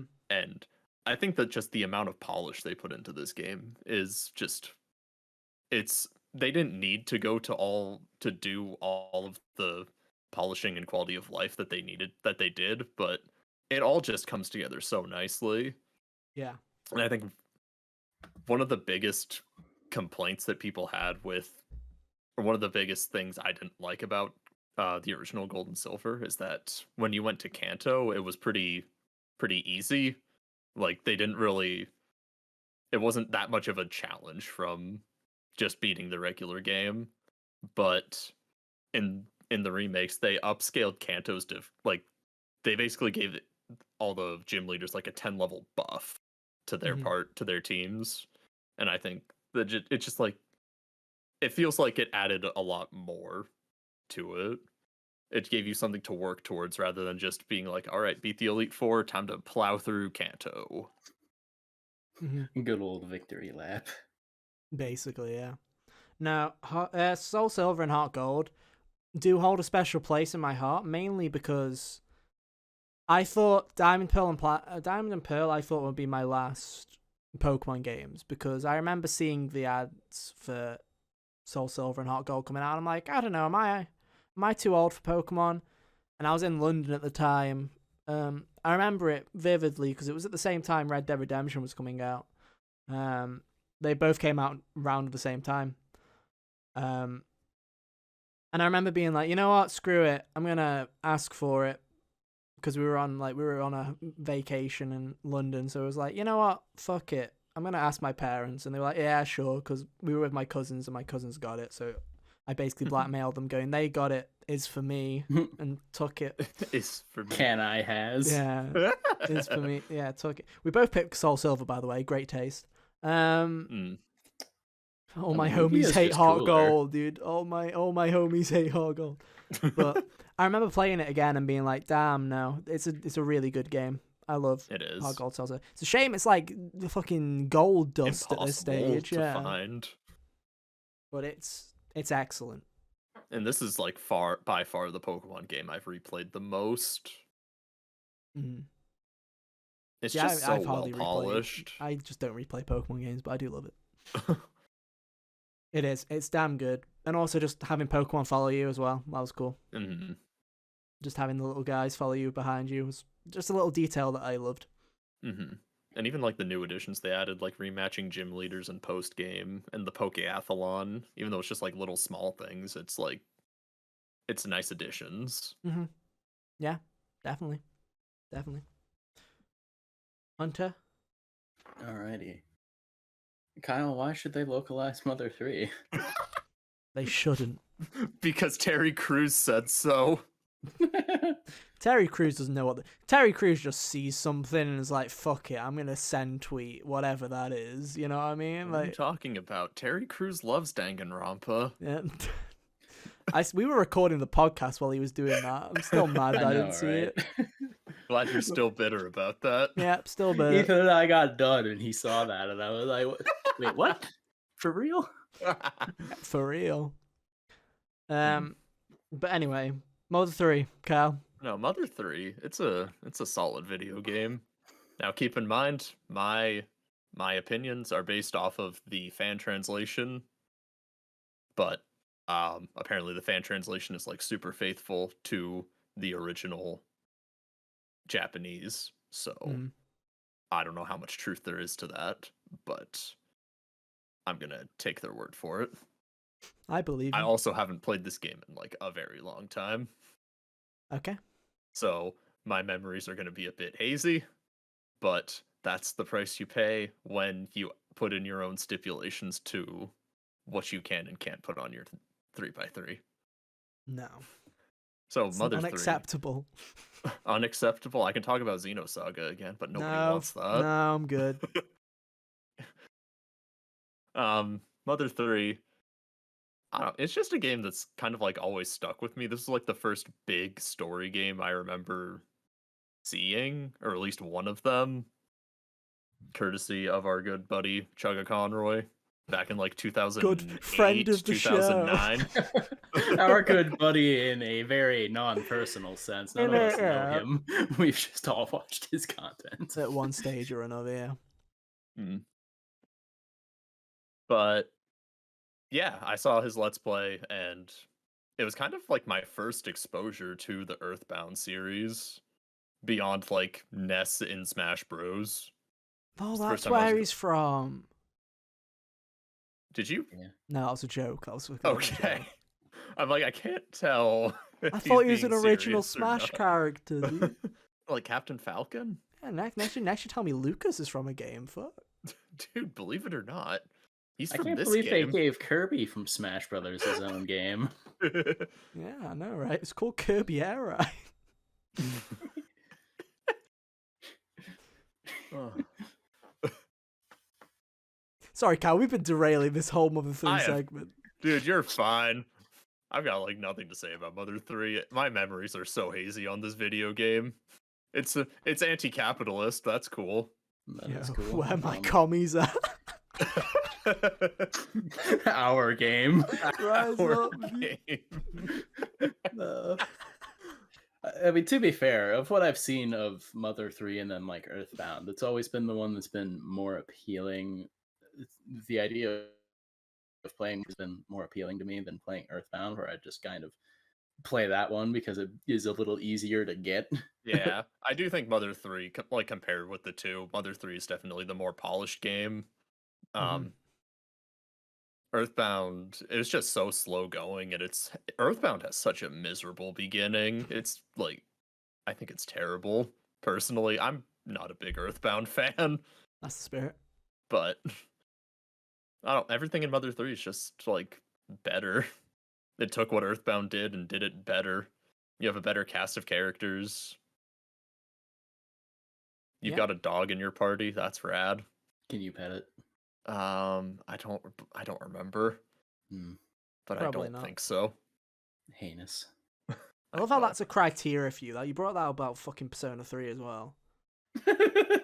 You're like, there's a dog in your party. We're like, bitch, you moaned about that game the entirety you were playing it, but now you gotta put it on your fucking 3x3 because you can pet there's a dog in your party? Fuck off. Hey, Koromaru is a good dog. Yeah, I'm sure he is. I'll find out if they remake. He was splendid. I used him to kill God. That's the spirit. It's because dog is God in reverse. Exactly. He was the only one who could do it. I'm gonna pick this one because this one was one that I was like, huh, interesting. Final Fantasy Tactics. All right. Why Tactics So- and not 8? I was thinking it was either going to be 8 or 6. So Well, gotta you're be both good there, right. too. So, because I didn't want to get yelled at again this week, what I did was I put Final Fantasy 5, 6, 8, and Tactics into a randomizer, and whatever one got picked is what went on to 3x3. Amazing. We Nice. got tactics. I like all the games for different reasons. We got tactics. So Good game. tactics is, as the name implies, a tactical strategy RPG. It's in terms of like Final Fantasy stories, it's a lot darker than the average Final Fantasy story, where focusing Hype. on like class struggles and the ruling powers that basically dominate the lower class. Mm-hmm. It's pretty rad. And then it follows the stories of Ramza and Delita, the two in the picture. Ramza is the one on the right, and Delita is the one standing above him. It's symbolic. Play the video game. No, I don't think I will. But the game, like from a storytelling perspective, the game does a fantastic job of basically showing Ramza and Delita's paths, how they both want to end up achieving the same goal, which is ultimately putting their nation of Ivalice into peace and ending the war. But it also does a great job of showing how they're two different route of like the different ways they go about doing it. Whereas Ramza is like operating in the background, Delita is more at the forefront, working to gain more power, gain favor in the nobility, and Power. ultimately, eventually betraying everybody Oof. until he has like nobody left, whereas Ramza is out like building relations with people. And I just like their dynamic is what really sold me on this game and Mm-hmm. what kept me going through the game, because honestly, I think tactical games are kind of hit or miss. I don't want to say I don't like them because right underneath it is Fire Emblem Awakening, but Mm-hmm. um I'm not a huge fan of tac- them either, to be fair. It's not yeah, a genre that clicks with me very well. it needs to do a lot to get right because the gameplay is usually very simplistic, and honestly, I think the story needs to carry me through the game Mm-hmm. Yeah, because it's I hear surely you. not the gameplay. And in this regard, the gameplay or the story more than carried its weight. I Yeah. also do want to give a shout to the War of the Lions remake on PSP. It added in some extra like animated cutscenes, gave the characters Ooh. voices, and it also added in some sections where you got to play as Delita, because Ooh. normally in the base game it was just like following Ram's story with like little bit sprinkles of Delita thrown in, Hmm. just like on the sides, to basically like catch up with him, see what he's doing. Yeah. Interesting. But hey, there you go. And now Randomizer has chosen that as the only one, and the rest of them are garbage. So there we go. Don't play Again, 8.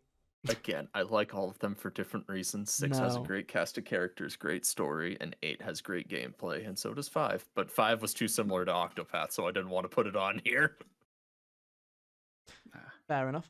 On to where do you want to go next? all right, Kyle. I'm almost Why at should one. everyone buy Trials of Mana? Oh my god, this They game. shouldn't. Ugh. I'm Uh, forever staying mad at Square Enix. Disregard the fact that there's 5 Square Enix games on here. I'm forever staying mad at Square Enix for putting this game out either a week before or a week after Final Fantasy VII Remake. I don't remember at this point. April 2020 was a long time ago. Let me have a Google real quick. You carry on. but yeah, that's like an unforced error. It's so shitty, dude. It's like the EA putting out Titanfall 2 sandwiched between Battlefield and Call of Duty. Like they Oh, literally what a just put this fucking game out tragedy. to fail. Like they It just put it out to was die. April 24th, which would have been What the would have been week. like 2 weeks? Like a week or two Yeah, a after week and a half. 7. Yeah. Uh, it was exactly 2 weeks after Final Fantasy VII Remake, yeah. Yeah. Yeah. So I have been last season of the show, it was basically a running gag where I was trying to sell this game for like the entire season. I don't know if it worked. Nobody ever told me they played it because of me. I didn't. Yeah, I know you chuckle fucks didn't. What do you mean? I love my JRPGs. Dude. I've played like 6 of them.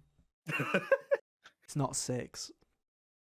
Anyway, Trials of Mana But then. no. What makes this remake so special, Cal? So one thing I really like about the game is that right from the get-go, you build your party. And then so you pick a main and then you pick your 2 side characters to go with them. And then you're viewing the story from your main character's perspective, and then gradually your side characters will get funneled into your party. And so that right off the bat just opens up a ton of team building potential. Each character has their own unique classes, unique styles. You've got your mages, you've got your healers, you've got your brawlers, supporters, stuff like that. Typical RPG buzzwords. Ray tracing. Ray tracing, 4K, high definition water. Game is really pretty though. 60 FPS. Refraction Uncapped 120 technology. FPS. Yeah. So many teraflops. OLED. So many OLED. teraflops. In parentheses. Parallax occlusion bollocks, dude. Let's go. Parabolic Rise up, symmetry. gamers. Ambient occlusion. Dude. Integrate. It's just fuck Tetsuya Nomura. Dude. Oh man. My favorite buzzword. Tetsuya Nomura. Yeah. My favorite of the buzzwords. What were we talking about? I don't remember. He was on like party building and It's 20 brawlers past and 3. I've fighters and already all lost that. my mind. It's fine. Carry on. Yeah. I like these 3x3 episodes. You can see the slow degradation in our mentality as it goes on. Just I don't our know if it was sanity good or slipping bad. away. I don't know if it was good or bad if I went first, because now it just means that like my brain's just like, you don't have to think for the rest of this fucking episode. So like, half 3, goodbye. Like, goodbye, sanity. betrayal. Sub-Zero. No, I'm good anymore, and I think my heart will burst. Anyway, we were on about. But no, Trials of Mana, that was it. it's a solid video game. Solid like live action combat akin to something like FF7 Remake or Xenoblade 2. It's You constantly like to compare it to the Tales games. I did. Yeah. Oh, I'm so glad one of us remembers the show. He's the I've only one that told you watches guys. it. I've told you guys this. I sit down with you guys and record for however long it takes, and then it's all just gone once we hit stop recording. Yeah. It's a good game job you solid. don't say anything terrible. Yeah. Oh yeah. We'd have to claim that Kylo was being like possessed or something if that was the case. I mean, he's been cancelled already. It's fine. I mean, yeah, you already canceled me. Like the episode could just get taken down. Like It's fine. It'd be bad if you were cancelled, because that's like a large be chunk awkward. of our backlog that has to go then. Oh yeah. Yeah. We're watching you. Anyway. Trials of Mana, dude. Hilarious. I think he said as much as he feels like about it. it's true. Game's solid. Just like give it a try. The game goes on sale like every other day. Yo, nice. And worst comes to worst, there's demos available. Switch, PS4, possibly PC. I have the Wikipedia article still up, I think. No, I don't. I'm a liar. I'm a fake and a fraud. I can reopen it, though.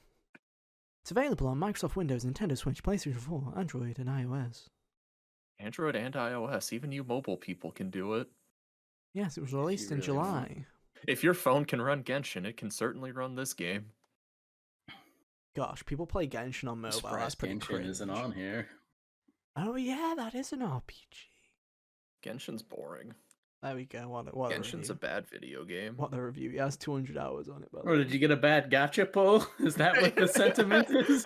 Yes, I lost the 50-50, Hunter.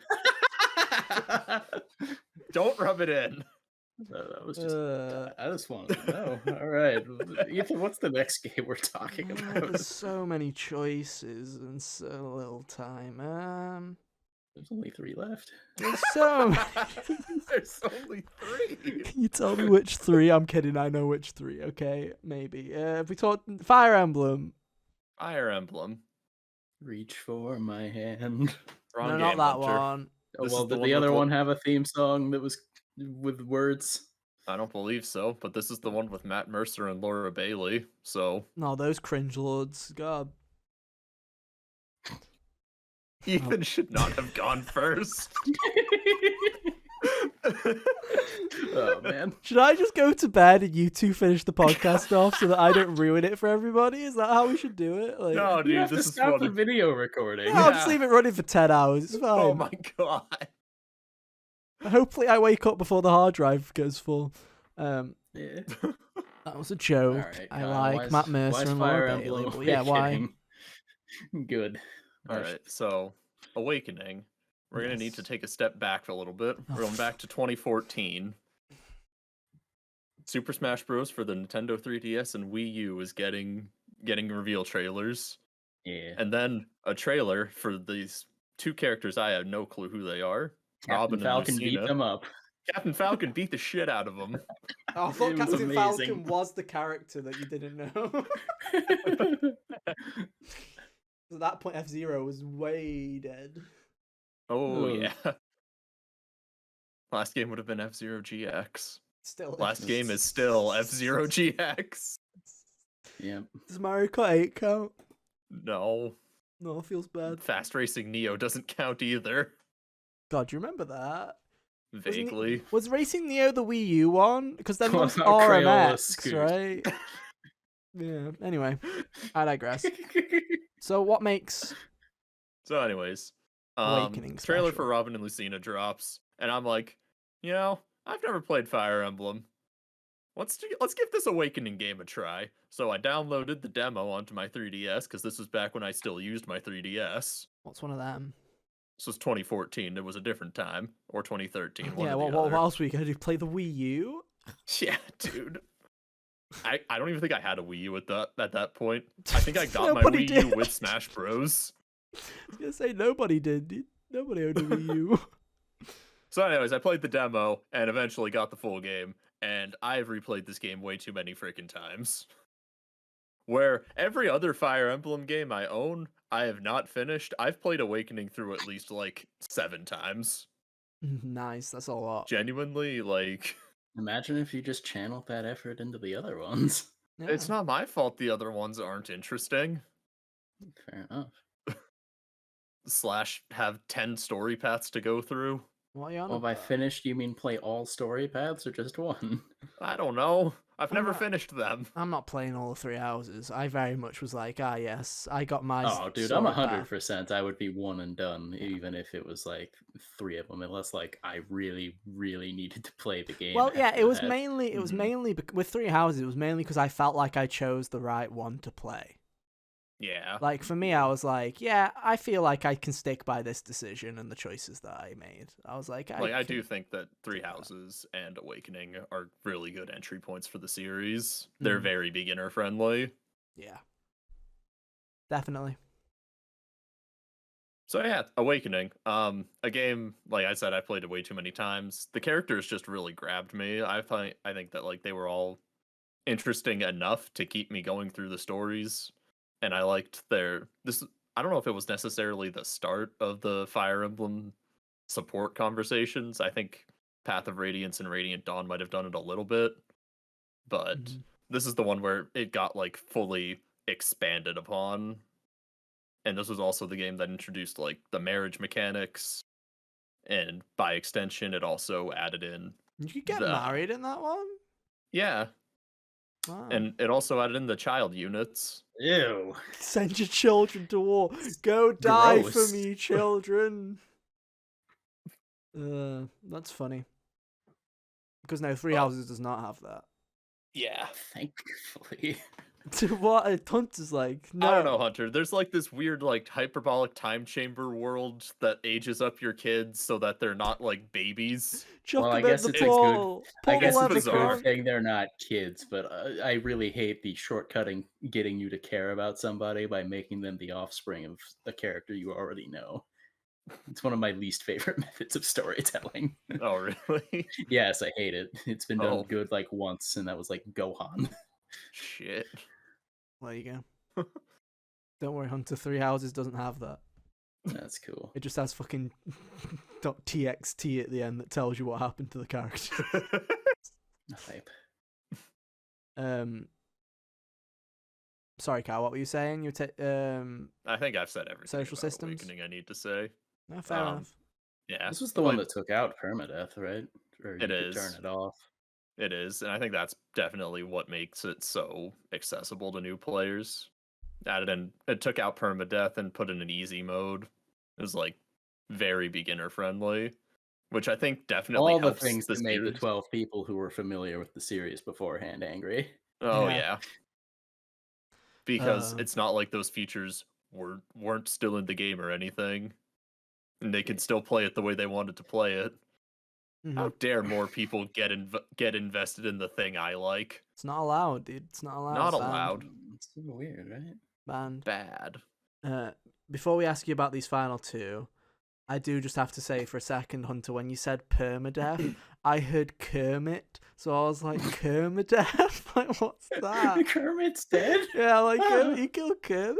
And then when Carl said permadeath, I'm like, oh, permadeath. You can tell I'm tired because I'm hearing Kermit death. Anyway, two more games, Hunter. Which one are we picking? All right, Kyle. What's up with Super Mario RPG? Oh, thank you for reading my mind, Hunter. So, he knew what game I wanted to talk about last because it's in the middle. That's how these work. Is it? I don't know. Is it? it? Is That's it how it was Hunter? with Persona. Is it I don't Hunter? think it's I don't think it is with mine. I don't really care what order You're you talk taking a about fraud. mine in. I mean, I just put like my favorite one in the middle. Oh, I didn't. I just put them in a random order. I think I just got them in the order that I thought of them. Oh. I just started All chucking right. them in squares, dude. I was just like square, square, square. Triangle. Triangle, square. This goes in the How square hole. How did all these squares make a circle? Who knows? Circle forward. Okay. Super Mario RPG. All right, so this, along with Paper Mario, both like made up my childhood for like Mario RPGs that I played a lot as a kid. But I've played Super Mario RPG a lot more recently than I've played Paper Mario, and actually it was even just earlier this year. And on the replay, I'm surprised at how well this game still holds up. It's still super solid. Like, yeah, it's baby's first RPG, but it's still More fun. or less than Pokemon being baby's first RPG. Um, less than modern Pokemon. Hmm. I'll say that. It's not nearly as handholdy as modern Pokemon is, but it's still pretty straightforward. For the game doesn't really let you deviate too much until the end game. All right. Cool. But yeah, this was Nintendo and Square working together on this game. You can tell by Gino, the character that is never allowed to be in anything ever again. Yeah, good. It's an ugly character design. I said it. Fuck you. Nah, guys. he's cool, dude. You should actually play the game. He's cool. Sold. I'm not playing it. I am Jim Ryan. Hello, CEO of PlayStation. That game old. Boo. I can't believe the games on our console that we can't even get into stores aren't selling as much as I want them to. Play Gran Turismo, fuckers. Who cares about Mario RPG? What the fuck's a Gino? Isn't that the thing in a lamp? Yeah, exactly. But you see, I don't get Super Mario RPG, and this is because I'm uneducated. All right. That's it. That's all I have to say. What do you want to know? I don't know. It's just like, is this a nostalgia thing? This is what I'm like, because when I look at it, and this is like no offense to people that love the Mario RPGs or Paper Mario.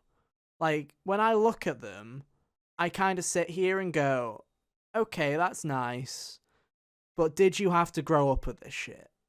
Because I look at Paper Mario, and I'm not talking about the new Paper Mario. I'm not talking about Billy the Bomb and fucking Origami King, right? I'm talking about I think his name was Poppy. Thousand Year Door, right? And I'm talking about like when I've seen Super Mario RPG, like I've seen bits and pieces of gameplay and seen people play them on streams or like YouTube videos, and I've looked at them and I'm like, yeah, fair enough, but there's nothing here to me that I look at and go, that's why you like it. That isn't, I played this as a kid, and I don't mean that in like a bad way, but I'm like, I guess the question I'm asking is there a nostalgia tied to this more so than it just being a great game in general? Do you feel like if you played it for the first time now without hearing people's opinions on the internet or their love for it, would you feel like you'd have the same opinions of it, if that makes sense?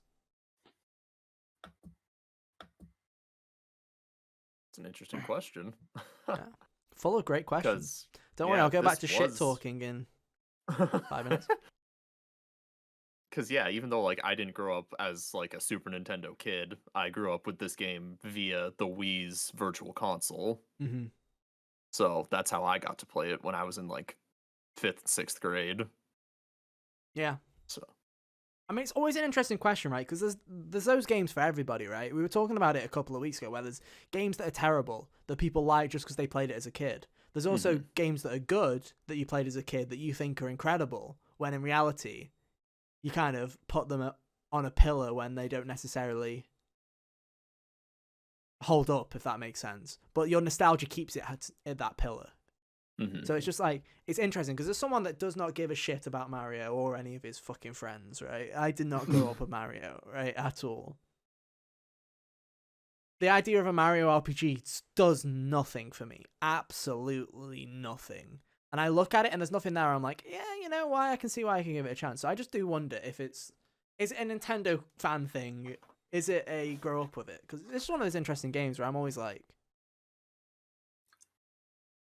is it the mixture of at the time, the whole Square, and is it the whole time of like being young and Square and Nintendo making this game together? Is that why people love it? Who knows? it could just be like that it was also something new that people just didn't think would be something that could have happened. Because this was Mario's first RPG. Mm-hmm. Yeah. You could like it doesn't even have a proper name. It's Super Mario, but an RPG. Yep. I don't know. It's Sorry, I did not mean to derail the whole I know conversation. I can't really speak to Super Mario RPG as much, but because I've only seen a little bit of it compared to like what I saw of Thousand Year Door.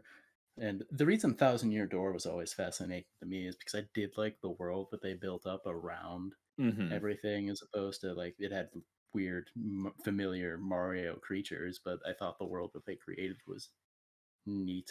Yeah. I can't really say the same about this one because I haven't looked too deeply into it. I mean, yeah, it's an interesting discussion to me because it's like, as someone who literally did not grow up with Nintendo, like the closest thing I had growing up was a Game Boy SP, and I did not have a Mario game on that fucker. I had Pokemon and I had a load of random shit.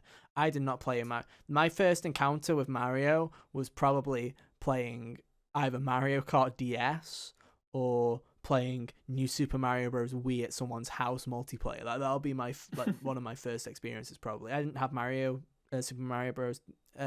New Super Mario Bros. DS, didn't have that. Didn't have anything to do. Mario 64 didn't have it. So it's interesting to me because I literally have zero nostalgia for Mario, which always makes me laugh. Because I have to always remember, oh right, people have nostalgia for this fuck.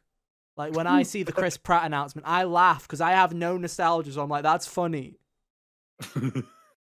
Whereas some people might get offended, and I'm like, Chris Pratt, really? Why the fuck, Nintendo? You ruined my childhood. And I'm just like, yes, that's stupid. I love to see it. So I just always like, it's like if someone said to me, it's like, oh, you know, Crash the big event, the huge adventure on GBA. Is like, do you think that's as good a game as you thought it would if it wasn't for your childhood nostalgia of Crash Bandicoot and playing it? And I'd probably be like, yeah, it probably isn't as good as I remember it. But it's an interesting one, yeah. Didn't mean to derail it. I'm sure it's great. Well, hey, dude. As someone with no nostalgia for the game, you can go play it for yourself and I'm answer that good. question for yourself. I fucking hate Mario. Or you can just ignore it. I have no nostalgia, but I have a negative bias towards Mario. I fucking hate him. I've always been Alrighty. more of a Luigi person myself. Hell yeah, dude. I love playing the first third of the Mansion games every I've not time. even played those. I just like Luigi more. Well, Hunter, I have some bad news. Luigi's not in this video game. He's not? Oh, Well, now I'm bad. definitely not into it, but yeah. But They anyway, got Puppet Man there and no Luigi. Thumbs down. Gino is Luigi, think about it. Anyway, Think about it. final game.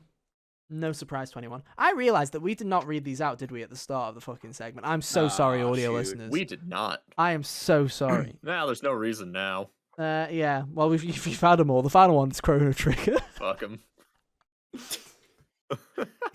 Carl, you can't say that. At least one of them will listen to this point. But anyway, yeah, Chrono Trigger. You've mentioned this game before. I just genuinely think Chrono Trigger is like the best game ever made. Like, Get a load of this fuck. I just think it, like, as far as RPGs go, I think it's one of the most well crafted. You know how in most RPGs when you're starting out it's super fucking slow and it takes 9 hours to get anywhere? It takes like 15 to 20 minutes in this game. Yeah, this game hits the Yeah. ground running. Mhm. Yeah. Like, it makes its plot very clear to you right from the get-go, pretty much. Mm-hmm. Stylistically, I think it's one of the best looking Super Nintendo games. Artwork done by Akira Toriyama from Dragon Ball and Dragon Quest, like, absolutely just fantastic. I'm just looking at the box art Yeah. and it's just so. He liked fucking his he good. liked his design for Chrono so much he used it in one of the Dragon Ball Z movies later. He Really? did. That's funny. Yeah. It was I more like of a mohawk, but you know, it's still really funny. That's funny. Same idea. Dude even had a sword too. And Like, an ocarina. yeah. Nice. Same hair color, I'm pretty sure also. Yeah. It's like But no. I know you like this game. That's the thing is like I don't have any questions because I'm like, yeah, understand this pick. Good pick. People really Yeah. like Chrono Trigger. I didn't finish it yet, but from what I did play, it Dude, you was sh- like I'll get around to it. You know what? When you start Chris Tales, I'll finish Chrono I Trigger. have started Chris Tales. Have you Fuck you. shit? Have you shit? I played like 3 hours of it. Have you shit? Nice. I'm in Watertown. Oh, cool. Thank you. He watched the review, Hunter. Don't believe him. No, I didn't. Watertown was in the review. YouTube.com/hotgamersonly, dude. Well, yes. Well, actually, wait. I did watch the review, but not recently. We got him, Hunter. He hasn't played it. Anyhow, I've from what I did play, I really did like how brisk the game moves. The combat is a cool spin on. It's turn-based, but it's not quite as just like attack and they attack back. Like positioning matters a little bit. The double or the tech moves. The tech really moves cool. are so freaking cool. I'm gonna be honest. I'm surprised more RPGs didn't copy the dual tech thing later. Even like because it's Chrono really Cross, cool. even Chrono Cross, the follow-up to this game, used it less. Like it's still there, but it's so much less common. Yeah. Oh, Cross is the follow-up? Yeah. I thought I just got the names confused. I thought it was the other way around. I thought it was Cross then Trigger, not Trigger then Cross. No. Trigger was on the Super Nintendo. Yeah, I knew one was on the Super Nintendo and the other one's on the DS, but I don't. Chrono Cross started life as a PlayStation 1 Oh, it was a game. PS1 game as well? It Fuck started me. and ended life as a PS1 game, yeah. Oh, is it Trigger that got the DS port? Wow, there you Trigger go. got the DS port. It also got a Steam port, but the Steam port's bad. Don't play it. Nice. Bang, bang. But no, I can see why you like everything that I've seen from it. I can see why you like it. It's definitely a JRPG that when I look at it, I'm like, yeah, that's up Kyle's alley. It screams to me as a Kyle game. I don't know what a Kyle game is, but I look at it and go, yes, that's a Kyle game. I also can confirm, I'm sorry, I'm going to trophy shame you here for a second, but yes, I can confirm he has played Chris Tales. It is on his previously played cool. games. Guess you're but he has also played Genshin in between it, so Oof. he's dead to you. And Guilty Gear was on there too. And Guilty Gear and Blaze Blue. Yeah, I played that again. You shuffled back between both of them? Yeah, Fun. He's it's a not my busy fault Blaze Blue's man. better. He's a busy man. But no, there you go. I guess that's Cal's picks. And my God, we're nearly 2 hours into this podcast. We've not even done Hunter. Ah! Comedy. It's okay. You'll probably have the least amount to say about mine. Oh yeah, here Oh, we go boy. again. Right, guys. Well, if you Can't didn't wait. know, it's the part of the show where it's Hunter's turn to do his thing. And if there's anything, this is where me and Cal, we nod and we go, yes, very cool. Thank you, Hunter. This I'm is sure- where I'm gonna get up and go get more water. I'm not even going to. I'm just going to have the driest throat imaginable. So there you go. Woo, Hunter. Does that say Hunter on it? Oh, it's upside down. That's 3 for 3 on being upside down, by the way. Fuck me, that's bad luck. There you go, Hunter. So- Our hero. Are we ready? Ready. Cool. I'm not. My phone won't unlock. Right. Okay. Cool. I'm ready now. In 3, 2, 1, go. Wow. I didn't think Chris Tales would make it on the list. Wow. Okay. I'm impressed. Okay. Fuck Shall we start with? babies. Let's read it for the. Let's read it for the podcast. Yeah, read it for listeners. the audience at home. Hey, audience. Hello, audio listeners. That is Final Fantasy. Hello, Ethan. That's Final Fantasy 9. That is Dragon Age. I believe that's Origins. Origins. Tales of the Abyss, Valkyria Chronicles, Gary's crying, Dragon Fable, Chris Tales, Bug Fables, Pyre, and Yo, Bloodborne. So I'm gonna say we start with Bloodborne because again we've talked about this one already. So Yeah, all right. I put Bloodborne on here because it was very much a game that I knew I would like if I could just get over the starting bit where you gotta just accept getting your throat kicked in for a Yeah. minute. And, the PS5 made life easier as far as stomaching that because I was just being reloaded in much faster. And once I could finally enjoy the game for everything that was in it, the cool gothic architecture and the fun vampire werewolf hunt and Lovecraftian influences in it, it was a lot of fun. Definitely just something that on a pure vibe level speaks to me. yeah, definitely. It's a vibe, dude. You just gotta play it. Just gotta play it. It is a vibe. Yeah, just a lot of fun. Kyle, where do you want to start properly then with these 8? Because none of these 8 cross over, so Yeah, this is true. I'll let you go. What do you think? Tell the lovely people about Tales of the Abyss.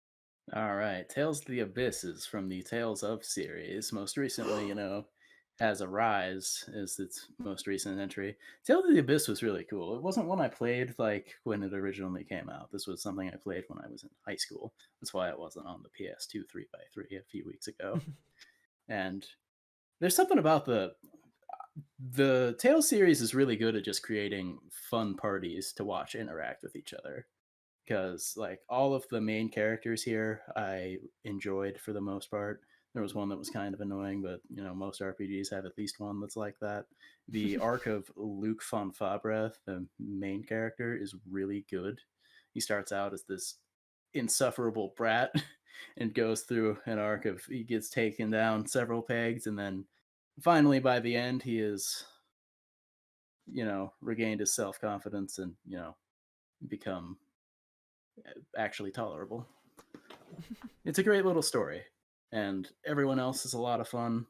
The combat is this cool kind of it's encounter based, like you still encounter things as you would in any kind of random encounter in an RPG, in a JRPG, but it's a more active input. You control the characters and you can do fun little combos. It's almost like a fighting game in a way. Yeah, because like to me, I've looked at the Tales games, and I'm just like, okay, that's a thing, right? So like, I remember we looked at the demo for Arise, right? We looked at that a couple of weeks ago. Was it a month ago? Feels like forever. Yeah. We did that a while ago, and to me, it just didn't click. Like, I don't know what it was about that game. So Well, Arise seemed to discard the kind of gameplay style that the series had previously for more of just a straight up action RPG kind of yeah. tilt. So are these Whereas more your this, classic turn-based, or are they still kind of a weird hybrid? it's still a hybrid. Like it's definitely action based, but there are certain things that are still feel kind of like more classic JRPG esque. Like you still have your kind of classes inside of your party. Like the one Mm-hmm. you got a couple of sword guys, and then you've got a healer, and then you've got a magic guy, and like the wind up on the magic attacks that are really good or take a while and all that. So you know, it's that kind of thing, but it's in more of a unique way than just the kind of, hey, look, it's an action RPG. The classic. Yeah. But no, I don't know. Tales is one of those series where I look at it and it's got such a storied like kind of legacy, right? And I know that a lot of people love that franchise, and I'm just like, cool. Yeah. Yeah, that's like, kind of how I am on it. I If I like. had more time, I would play more of these games. Like I'm going to play Arise before the end of this year if it kills me, and someday I will play Vesperia all the way through. I mean, I feel like you got plenty. Like, I don't want to say this because we've got a gaming podcast here to run for another fucking 2.5 months, but it seems like 2021 is kind of done for now. Like, there's a couple of games still coming, but it looks like Yeah. it's kind of done, and we're kind Yeah. of fucked for the next 2.5 months. But um, A lucky no, thing we got those game awards to help us with 2 of the weeks. yeah, I know, right? We've got Jeff Keighley's Game Awards, and then we've got the HGAs. Maybe that'll be a real thing this year. The real Game Awards. The real Game Awards, dude. The Hot Gamer Awards. We stick a H over it. There we go. We're done. But no, interesting pick, though I like it.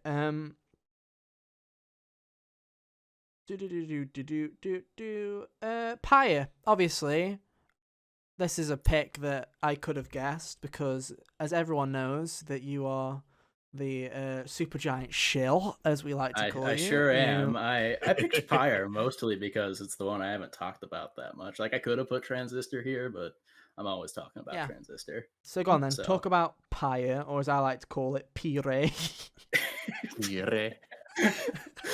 Okay, so Pyre is in I've heard the developers describe it before as this cross between Oregon Trail and NBA Jam. Oh, What? nice, dude. Yeah, Nice. yeah, Excuse me? you heard me.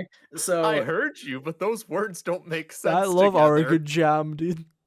It was NBA So- Trail. Who knows? NBA Trail. so anyway, a lot of it is this, you're gathering up your people and a lot of talking to each other, the kind of typical party-based RPG interactions that way, but the actual gameplay is this kind of ritualized sports competition. Yeah, it's. I mean, it's a super giant. It's a super giant game, right? So it's like when you hear it, you're like, "That's crazy," but it also fits into their wheelhouse of Taking talking, something you wouldn't expect to work and then making it work. talking swords or sexy gods, dude. It's like, yeah, of course they're doing it. Like, of course they're doing that. But yeah, it looks. It's a super giant game. Of course, it's fucking good. Anyway, carry on, Hunter.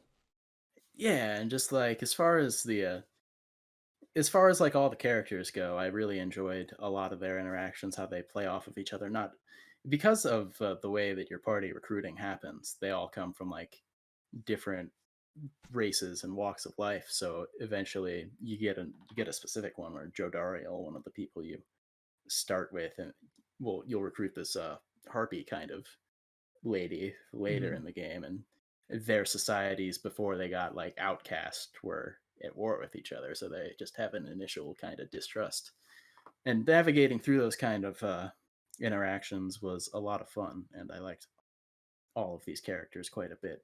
The visual style for being Supergiant is fantastic. A lot of the just backgrounds that you would see as you're navigating the world felt very like a dark fantasy Dr. Seuss kind of. I've never had to say that out loud before. It's dark fantasy Dr. Seuss kind of look to it in a Mhm. way. It was really cool just looking at some of the backdrops for the areas. The music is fantastic as always in these kind of in the Super Giants games. Uh, really cool themes of like disenfranchisement and overtaking the society that's outcasting you. Hell yeah, dude. Down with the system. Yeah, Where my exactly. commies are. And Our Our yeah. game. game. And yeah, I may not talk about it as much as Transistor or Hades, but Fire is also like as good as those, and I could see how it could conceivably be someone's favorite as well. Mhm.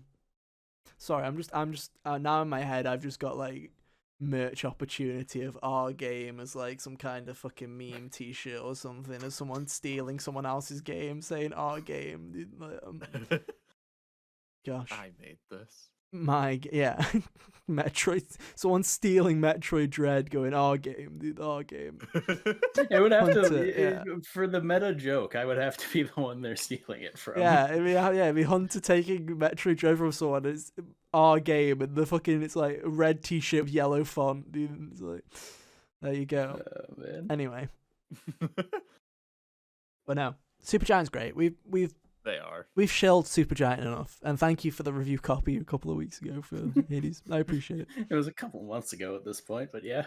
But it was like a month and a half. It wasn't a couple of months. It was like a month Time and a is half. a construct.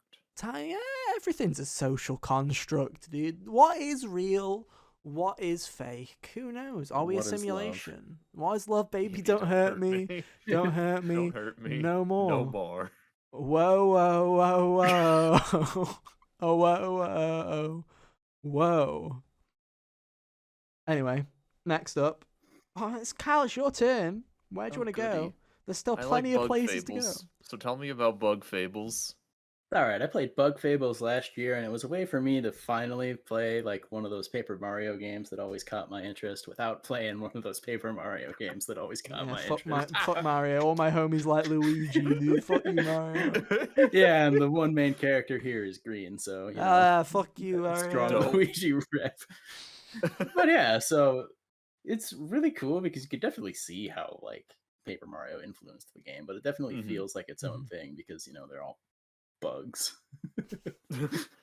So as far as gameplay goes, it is very typical. Like you got your action commands and all that, but the world they create around the bugs and all the different societies that exist in it are really cool. Mm. Um, the plot isn't anything crazy. It's just typical Really? kind of. It's just a typical kind of. There's no fighting God at the end, so sorry to burst anyone's bubble there, but it's a typical kind of like fairy tale story inside of a world centered around bugs. I think the main party dynamic between Kabu, V, and Leaf, the three people that you're playing as the whole time, is really good, and I think that's what kind of carries it. So the more simplistic story is carried by the fact that those three interacting with each other the whole time is Mm. fantastic. Yeah. I find it interesting that when Origami King came out last year, it seems like the whole kind of buzz around it from the internet was, yo, let's just all play Bug Fables, dude. Let's just play Bug Fables. Like, that genuinely Yeah. was the buzz, was everyone was like, oh, there was a good third of a game in Origami King. Let's play Bug Fables, though. And it was like, okay. And then Yeah, Bobby like- leaves the party. Yeah, Yeah, Bobby fucking Sam got out. Origami King, and then the next week he got Bug Fables. I was like, oh, that looks cool. And then I went on vacation and I bought Bug Fables to play while I was gone. Bug. It's one of those examples. We've had so many examples of this in the past decade, right? Of fans of said old school games going, you know what, I'm just gonna make one. Like, that's it. You know, Yeah, it's Fine, like, I'll do it myself. you know, yeah, fine, I'll do it myself. You know, Undertale with its Earthbound Earthbound influences, Stardew Valley, obviously with its Harvest Moon influences, Bug Fables with Mario, like, and they're very good. And Bug Fables follows that trend, and Mm. nice. It's a nice game for it to happen to. So I'm happy that it got the recognition that it deserved. Me too. Yeah, and who knows? They'll probably make another one. Yeah, that'd be cool. I'd be down for a second one. I mean, they did the classic RPG thing of give the first game in the franchise a subtitle so that they know that they can Oh already yeah. do it. So yeah, because the everlasting sapling apparently is the name of the Yep. first one. So can't wait. But no, nice little indie game. I'm trying to save Dragon Age because it's the only one on here that isn't fucking that and Dragon Fable. I'm saving those two because those two are interesting, where the rest of these are JRPGs. Right. Anyway, all right. Let's get the Gary moment out of the way, dude. Valkyria Chronicles. Yeah. So earlier, Kyle mentioned about how tactical games kind of have to have a good story behind them to carry you through the Mm-hmm. kind of meh gameplay, and I can understand what he means. I enjoyed the gameplay of Valkyria Chronicles, but I definitely wouldn't like it as much as I did if it weren't for the core characters and the story. Mhm. Mm-hmm. Like, it's this. A lot of war stories tend to be like, oh, war is bad, you know? And while, yes, that's true, it gets old seeing them all just go for the same ridiculously dark atmosphere. I Yeah. like this game's approach where it doesn't shy away from that, but it also acknowledges, hey, good and bad things don't take turns happening. They happen at the same time. Like, bad things happen to the characters in this game, but they all like come together and, you know, a bond is forged that they'll have for the rest of their life, kind of Mm-hmm. thing. I just always thought that was really powerful. I was also Yeah. like straight up obsessed with this game while I was playing with it. I beat it in like 4 days, and then I replayed it like 3 times inside of the month that I started. I get Jeez. that. That was me with Fire Emblem Awakening. You two have problems. You have problems, Mister 700 copies of Skyrim. Man, but what a 700th copy that was, dude. What? I love you, Todd. Rise up, gamers. Love you, Todd. Fallout You're 76 part was of the shit, but problem. maybe next time. Maybe next time. I'm buying the fridge. Phil Spencer, I know you listen to our podcast. I know you're a huge fan. Let me buy a goddamn fridge. I'm not even asking for a free one. You just actually make some. God, it's not like there's a shortage happening. Just fucking make a fridge. Anyway, Just I don't build know. a fridge, 5-head. Yeah, Valkyrie is interesting, but that gameplay is 100% like no. My Yeah. monkey brain just looks at it and goes abort mission. You're not playing that. Yeah. Yep. Like I've seen people play it. Like I mentioned Gary before. I've seen Gary play it and it's like this has got a 27% chance of hitting. And I'm like, He also nah. puts like a million different stipulations on himself. I just play the game normally. Yeah, but even still, I'm like, nah. When you're bringing in 27% chances, I'm like, nah, too much monkey. I'm just like, I just want to go around hit the thing, like, Too bonk, much thinky. bonk. Yeah, literally, I'm just like, mash the button, go. I mean, in the later stages of the game, my army was basically carried by Alicia, the girl on the cover there, running a Nice. bunch. Because her class like got double movement and she was really good at dodging. So Nice. I would just run her to goals. Hell yeah. Right, Kyle, we have 4 games left. All No pressure. right. It's Chris Tales time. Tell me about your favorite game ever, Hunter. Crystallis. Your Of favorite all the- non-Hades video game. That's a bit much. But of all the games that I've played this year, it's definitely the one that put a smile on my face the most consistently. Boo. I don't know why I Like, said just- boo. It is a pretty neat video game. Yeah, its I've got- visual style is really good. The characters are really endearing. The time mechanic is fun to play around with. They use it in pretty creative ways. They do. Yeah. Frog don't with wanna- the top hat I is never also wanna- top tier design. Yeah, the frog with the top. hat. I never want to see the first hour of that video game again, though. I'm not gonna lie. I'm sorry. Yeah, I edited the review that's on youtube.com/hotgamers only. Go check that out. But I edited and because Yeah, because of things that happened, I literally had to watch the first hour of that fucking game like 6 times, and I was like, I'm done, dude. If I see this fucking fight with the turning the water, rusting the armor again, I'm like gonna smack someone. But that's my problem, not the game's problem. The game did not expect someone to sit there in Sony Vegas literally watching the same fight over and over and over again to try and get the right frame.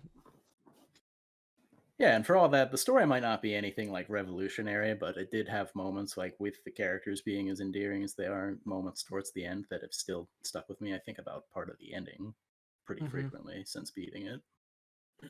The music is great. Like the first battle theme was really cool because it starts off like this cool, typical what you'd expect kind of JRPG song to be, and then like a guitar kicks in. And I'm like, ooh, that's neat.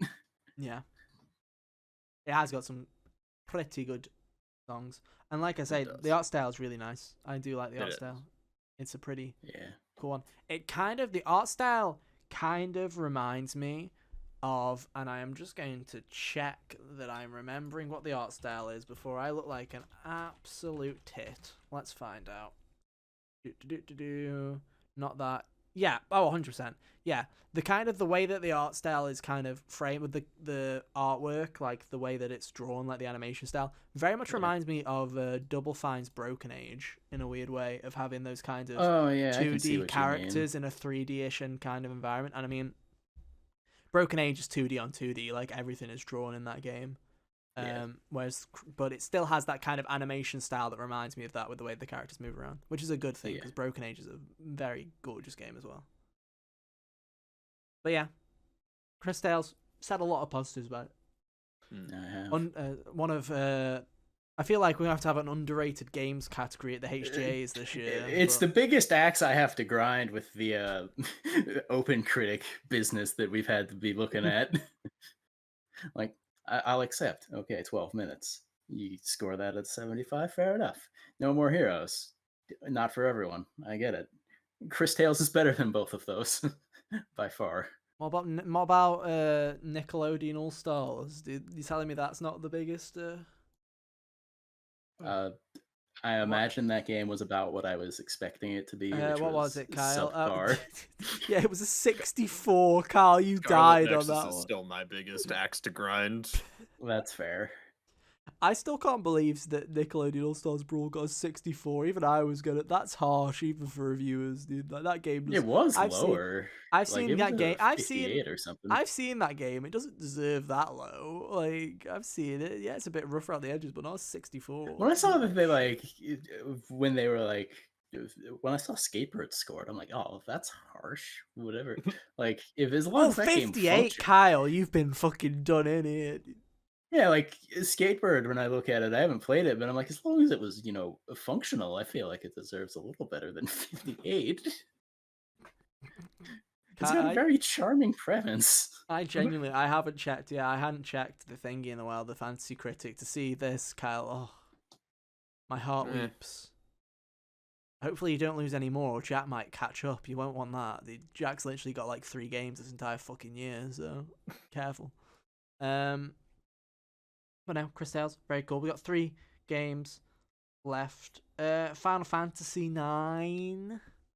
Ah, yes. Why 9? Well, half of the battle was because I figured Kyle might pick 6, and that's my other favorite. So I See, picked Kyle, 9. the randomizer did you dirty there. Now 6 is just a bad game outright. Because you both Hunter didn't knows pick that it. I haven't finished FF9. I do.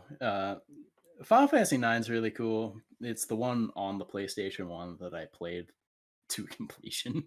It's the I always kind of started and stopped 7 and never beat it. We only had 8, like briefly. I'll go back and play it someday.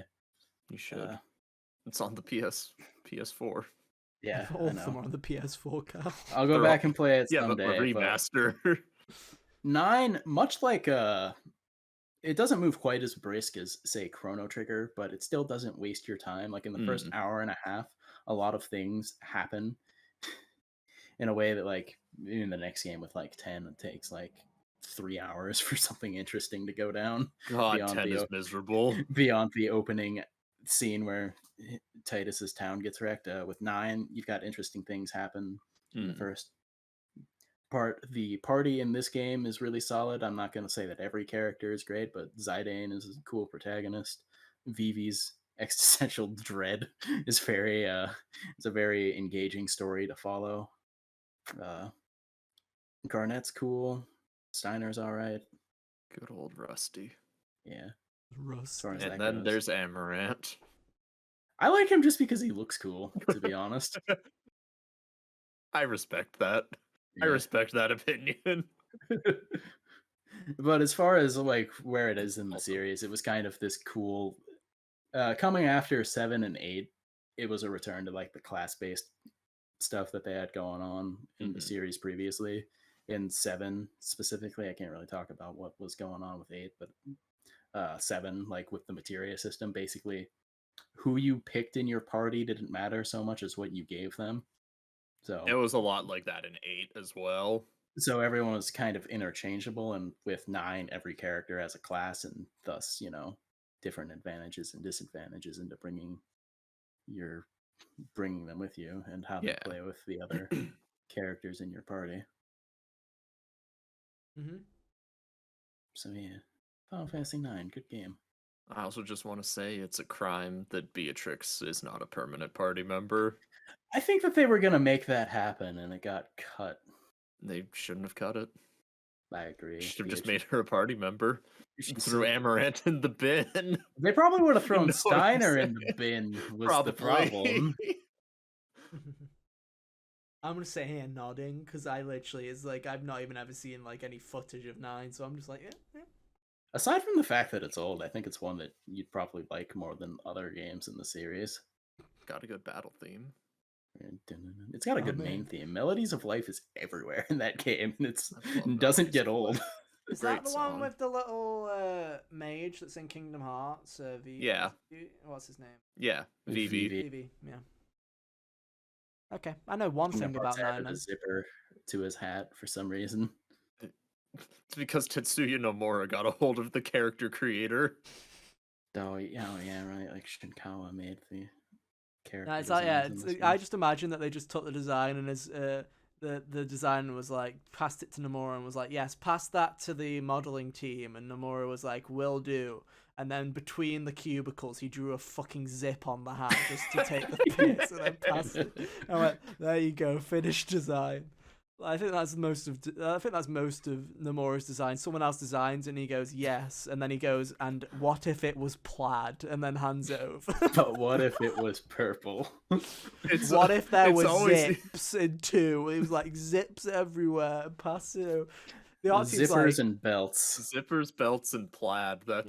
That's the Tetsuya Nomura way. The models just keep talking Lulu to the from artists. Final Fantasy X's design is like peak Nomura, where her dress is just made out of belts. So stupid. Nomura, dude. Looks cool though. But dude, I'm impressed. Like the Xenoblade 2 characters Nomura designed, I'm impressed there weren't any like Nomura-isms on them. I mean, there was zips. There were. Yeah. On the Tornacast? I'm looking. I don't know what characters Nomura. I think he He said did. Xenoblade too. Oh, on Xenoblade. Oh, I thought you said Kingdom Hearts 2. I was like, there's zips everywhere in Kingdom Hearts 2. No, yeah. no. Kingdom Hearts No. has all of the Nomura-isms. Oh Yeah. no. I guess no. I guess the only like Nomura-ism is edgelord designs for Jin, antagonists. just being See? Sephiroth too. Yeah. Just edgelord antagonists is the only thing I can see. Is everybody's like everyone that isn't Jin has kind of got that edgelord kind of design to them, which you know what I'm talking about. Like, look at Malos, he looks like an edgelord, and then look at the rest of the fucking nerds in the background. They're all a bit kind of edgelordy with their outfits. They're all kind of black and just saying, dark red and the like. Ropes on their jacket and gloves. Are gloves in Nomura-ism? Because if they are, then there we go. Oh no, Okay. I was making a joke because you went to like dark red, and I was like, oh, Hunter's a Nomura-ism. yeah, I'm a I bit can't more believe well written Hunter than was him. designed by Tetsuya Nomura. Nice, stamp it. So yeah, 2 more games. Kyle, Huh, what? which one? Dragon Age. All Dragon right, Age. Dragon Age. I've played that game more times than any one person should. Like over Respect. over a dozen probably. And it's one of those things like the gameplay isn't particularly engaging when it comes to the combat. It's mostly just it's very Xenoblade like, where it's auto attacks and then do your skills and wait for your skills to cool down, kind of Yeah. thing. So what I can say about it is that even though I wasn't particularly engaged with the combat, making my character better somehow was still satisfying. Like getting better skills for them to do was still fun. Eventually being able to just dual wield 2 swords at one time instead of a sword and a dagger was satisfying to eventually achieve. And what really kept me going back to this game was just the solid writing and interactions with the characters. Morrigan is one of the most interesting characters in the series. That's why she's on the cover and shows up. Dragon Age 2 is the worst one in the series, is because she's not in it. She came back for Inquisition. It was great. Uh, Other characters like Zevran and Ogren, uh, both really cool. One of them's an assassin who like basically has nothing to live for. He takes the job of killing you, hoping that he dies, essentially, and then you kind of spare him and reinstill his will to live through knowing you.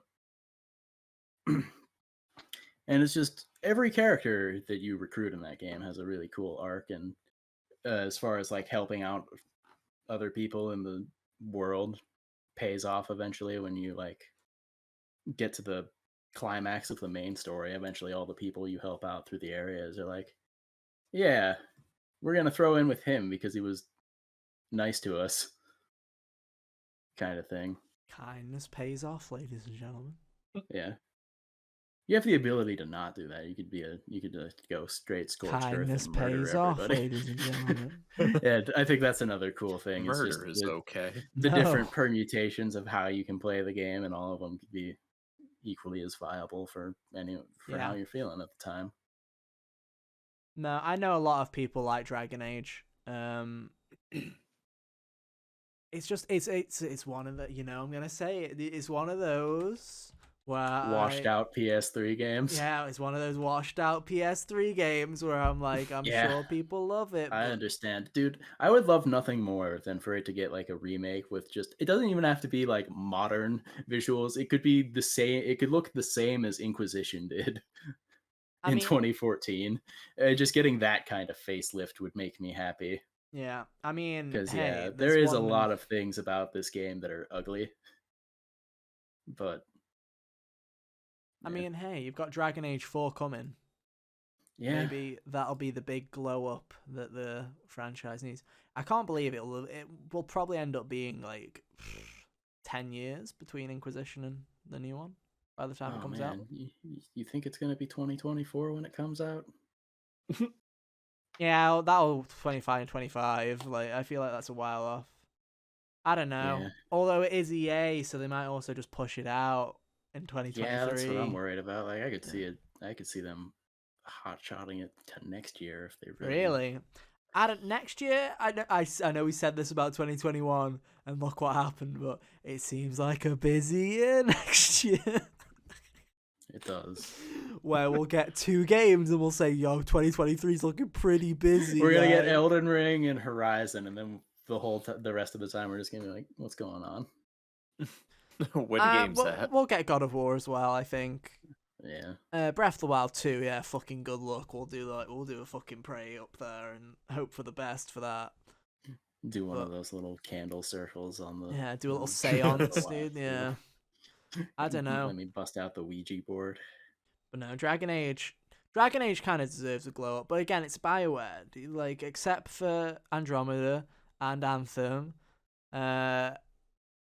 before Andromeda and Anthem, BioWare had a pretty like positive lineage of video games that they had made. Yeah, like even Dragon Age 2, which not everyone liked, was still generally well received. Like, and Mass Effect Andromeda was definitely like a A dip. rush job, yeah. Yeah, and then And people didn't Anthem was like just a Anthem either. tragedy that I think that they were forced to make from EA anyway. Yeah. And obviously Mass Effect 3, people didn't like the ending, but they still think the game's solid. Yeah. So yeah, but no, I like it. Interesting pick. Like one of the only kind of Western styled RPGs that are on here. So It's true. I mean, Pyre's a Western made game as well. yeah, but you know what I mean when I say Western RPG. I mean fucking grey infantry, dude. Yeah. Grey infantry. That's how I describe Western RPGs. Great. Is there grey? Is there an infantry? There you go. It's a Western RPG, dude. Oh, you Well, too there's much. thankfully with Dragon Age, there's no weight attached to my Boo! inventory. Not It a was true just Western it was RPG. just it was just a very it had limited amount of space. I can't tell you the number of times in the first time I played it. I had to run back out of like the dungeon area to go sell my things because I was like, I don't want to lose the ability to have the money from this. Always reminds me of like going back to Skyrim. I used to watch friends play it, and they'd always have that realization when they were overweight. And when you get overweight, Carl, in Skyrim, it doesn't stop you from putting stuff in your inventory. You just lose It all of your slows you speed. down. You can't Oh, sprint really? anymore, It and it's a doesn't let you use crawl. fast travel Yeah. either. And the amount of, and you can't Ew. use fast travel. The amount of times I've seen like I've share screened someone and I've watched them, and they're just like 4 miles, 5 miles away from the nearest town, and they're crawling, and I'm like, just drop the things, and they're like, I'm not dropping them, it's worth money, and they're literally gonna spend like an hour crawling. And I'm like, Yeah, Western Fallout does the same RPGs. thing, and I definitely disregarded it. I'm like, I don't care. I'm using the same shank the whole game, so it doesn't matter. Western RPGs. Anyway, final one. Obviously, one that's pretty close to the YouTube channel at least. Dragon Fable. Oh yeah, it's just yeah. Dragon Fable is a browser-based web RPG. I love explaining this to people who don't know because it's like, why do you like this so much? Yeah. And really, it's because I played it when I was younger. It was, like when I was younger, I didn't have dollars to just go throw it, stores when I got bored. So this is something that was competently made. Like, yeah, the writing was fun. Like puns galore in this game. So you could probably in part blame this game for why I have the sense of humor I do. Mm-hmm.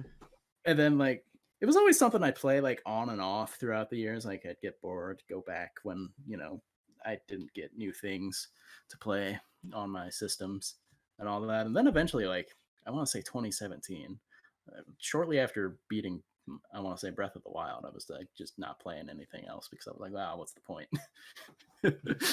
It let me come down off of that a little bit more. And I just kind of turned this on a whim and played more of the more recent things that they made. And as it turns out, the game kind of matured with its audience, assuming that everyone else played it when they were younger, like I did.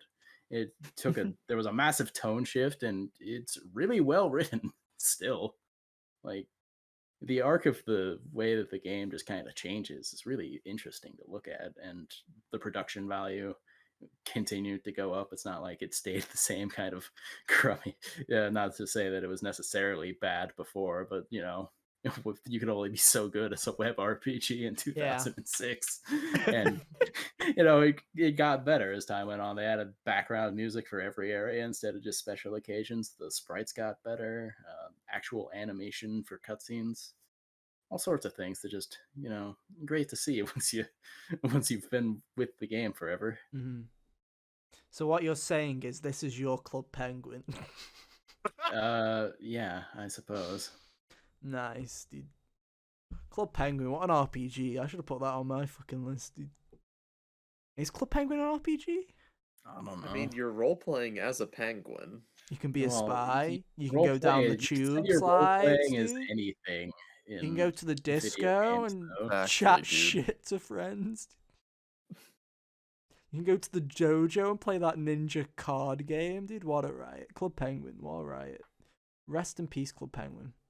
Oh, sevens. But no, there was something special about that era of gaming, the kind of browser-based era where you had games like RuneScape and Club Penguin and Dragon Fable and just all these things that a load of people played because they didn't have money and they were just like, let's play games on web browser then. Like, or Like, that's the thing is, like, I went back as a little nostalgic trip, but I stayed this time and consistently. Like I still keep up with the releases now Is it? because it's really good.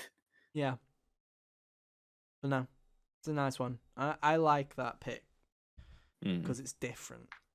Approved. Unlike you, Kyle. You Square Enix shit. You put Persona 5. Shut the fuck Of course up. I was. Yeah. I also like how even though it wasn't necessarily the obvious one, it still like went around the perimeter and then ended in the middle. Yeah. Yeah, for we me. just I did it for the sake of keeping consistency, you know? Consistency is key or something like that. God, what a long fucking episode this Oh is. my god, we went off the rails so many times. Dude, it's so long. I put a temporary 1 hour mark on the outro, like timestamp, but I'm having to change it to a 2. There we go. What a long Heck episode. W. Might be second longest episode. I don't even know.